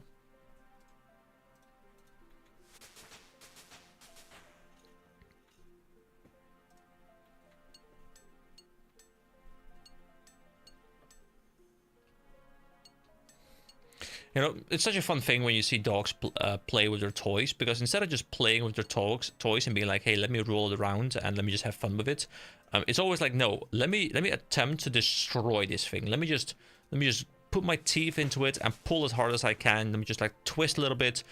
You know, oh, there's like a little bit of like a loose thread on it. Don't worry, I'll just grab it with my teeth and I'll pull as hard as I can to try and just break this thing apart. It's an interesting thing to witness. I'm glad I don't do that with my PC. That would turn very expensive very quickly.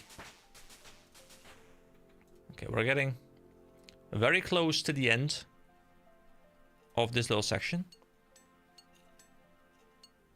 Just past the 3-hour mark as well. Beautiful.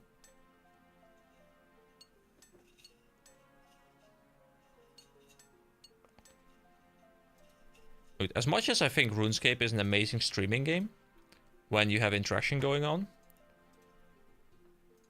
it's also a very interesting game to be streaming when there's not a lot of people, because my god, it's monotonous. It's beautiful.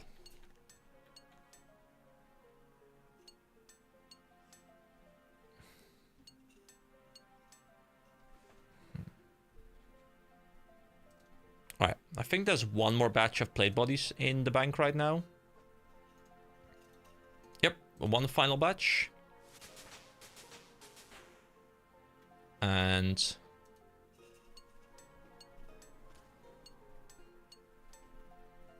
hello. There we go. We'll make 2 more scimitars, just so we have all the bars used up. Okay, so level 53 smithing, beautiful. What I need now is I need noted versions of all the steel plate bodies, and I guess I'll sell all of these things, right? That should just be my objective right now. Sell everything here. I can make some for myself later.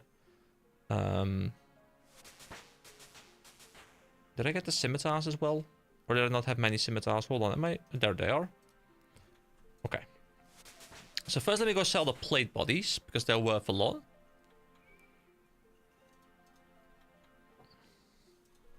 It's fun though to be looking into new money making methods. I mean, I haven't really looked into money making methods like at all, kind of since I went member. So let's trade Horvik.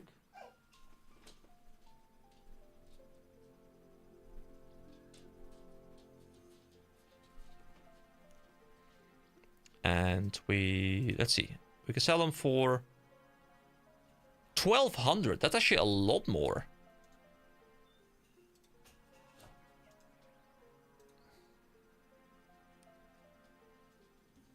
Wait, did he buy them for less?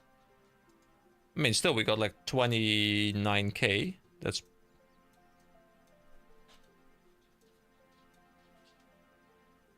pretty. Sorry, my dog's just moving a lot right now. You okay, buddy? You okay? Hey, you okay?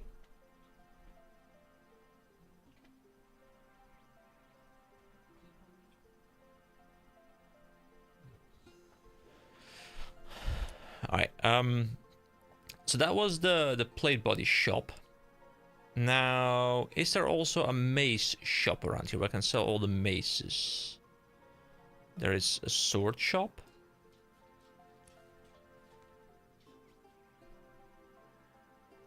There is... If I go to M... Mace shop. It does exist, but it's just not here, I think. Where was it just now?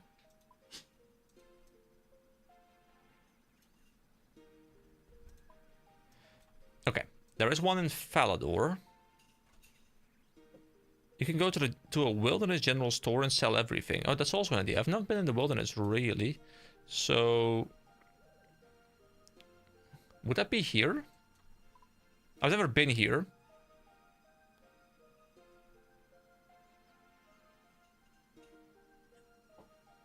There's a pub. Don't see a general store here, I think. Oh, here's a general store at the bandit camp. Whoa. I don't... Oh. He just almost pulled like a whole bunch of stuff off my desk by pulling a cable. It was like clipped behind his face. Oh, you will probably die to monsters. Can't I teleport directly into it maybe? Or is the bandit camp just like full of monsters itself? It's not a safe zone, I guess, right? Yeah, for now I'll just do it the way we've set up so far. It's not too bad. What I'll do is... Oh, I gotta go back to the bank. I gotta pick up my item because I can't teleport right now. There's a bank right there.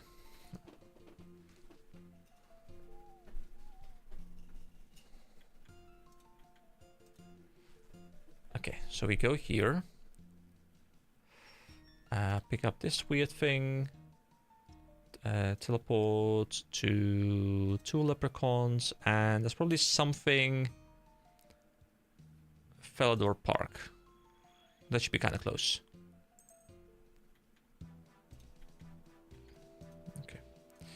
So there's a maze shop up there. Okay, we can go there. Beautiful.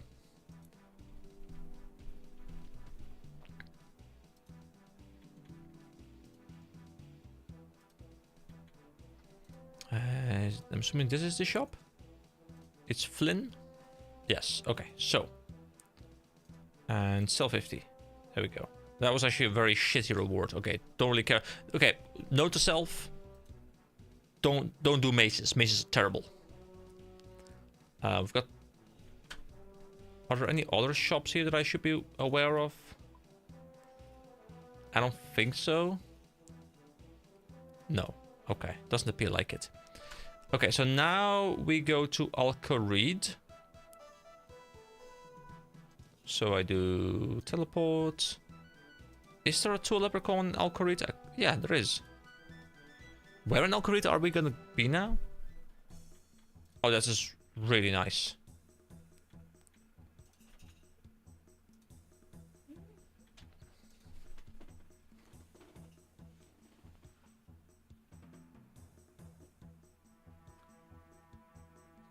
Oh, he's playing with his toy, biting it very close to cables, and I'm currently very nervous about that. Trade Zeke. Alright. Sell the scimitars. Up to 36k. Okay. Okay. Is there also a sword shop here? I think the sword shop was in Varrock, wasn't it? I think there's a sword shop somewhere. There's a sword shop, yeah, okay. And the rest I'll just leave, like, it's just, like, minimalistic kind of stuff, I don't really care. I know there was a shield shop, I think, here, yeah. Could have gone there as well.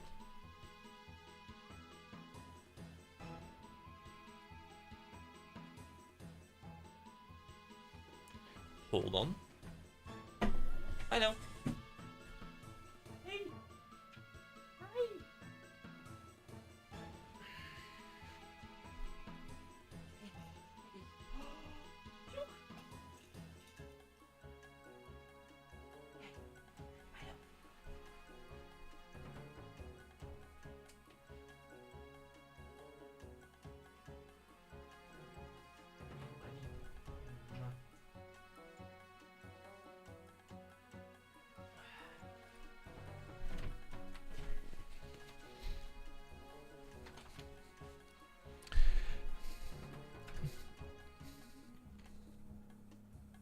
Alright.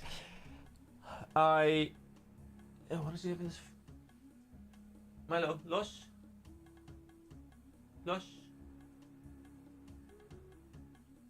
Alright, I think it's time I wrap up the stream. I think my dog's getting a bit bored. Gopher isn't at home, so I have responsibility to take care of him. And I think I should go do that. So, for anyone who is still here, thank you so much for joining me today. I will try and be back somewhere in the upcoming week if I can find time to stream again. I would love to continue Gripmaster a little bit. I think it's a really, really fun system. I'll probably make some progress off stream as well, where I'll just make some money, maybe progress a little bit further into this. But I definitely want to at least finish this row, and preferably also look into finishing off this row on this series before this thing is over. So yeah, thank you so much for watching. Hope you all have a wonderful rest of your day.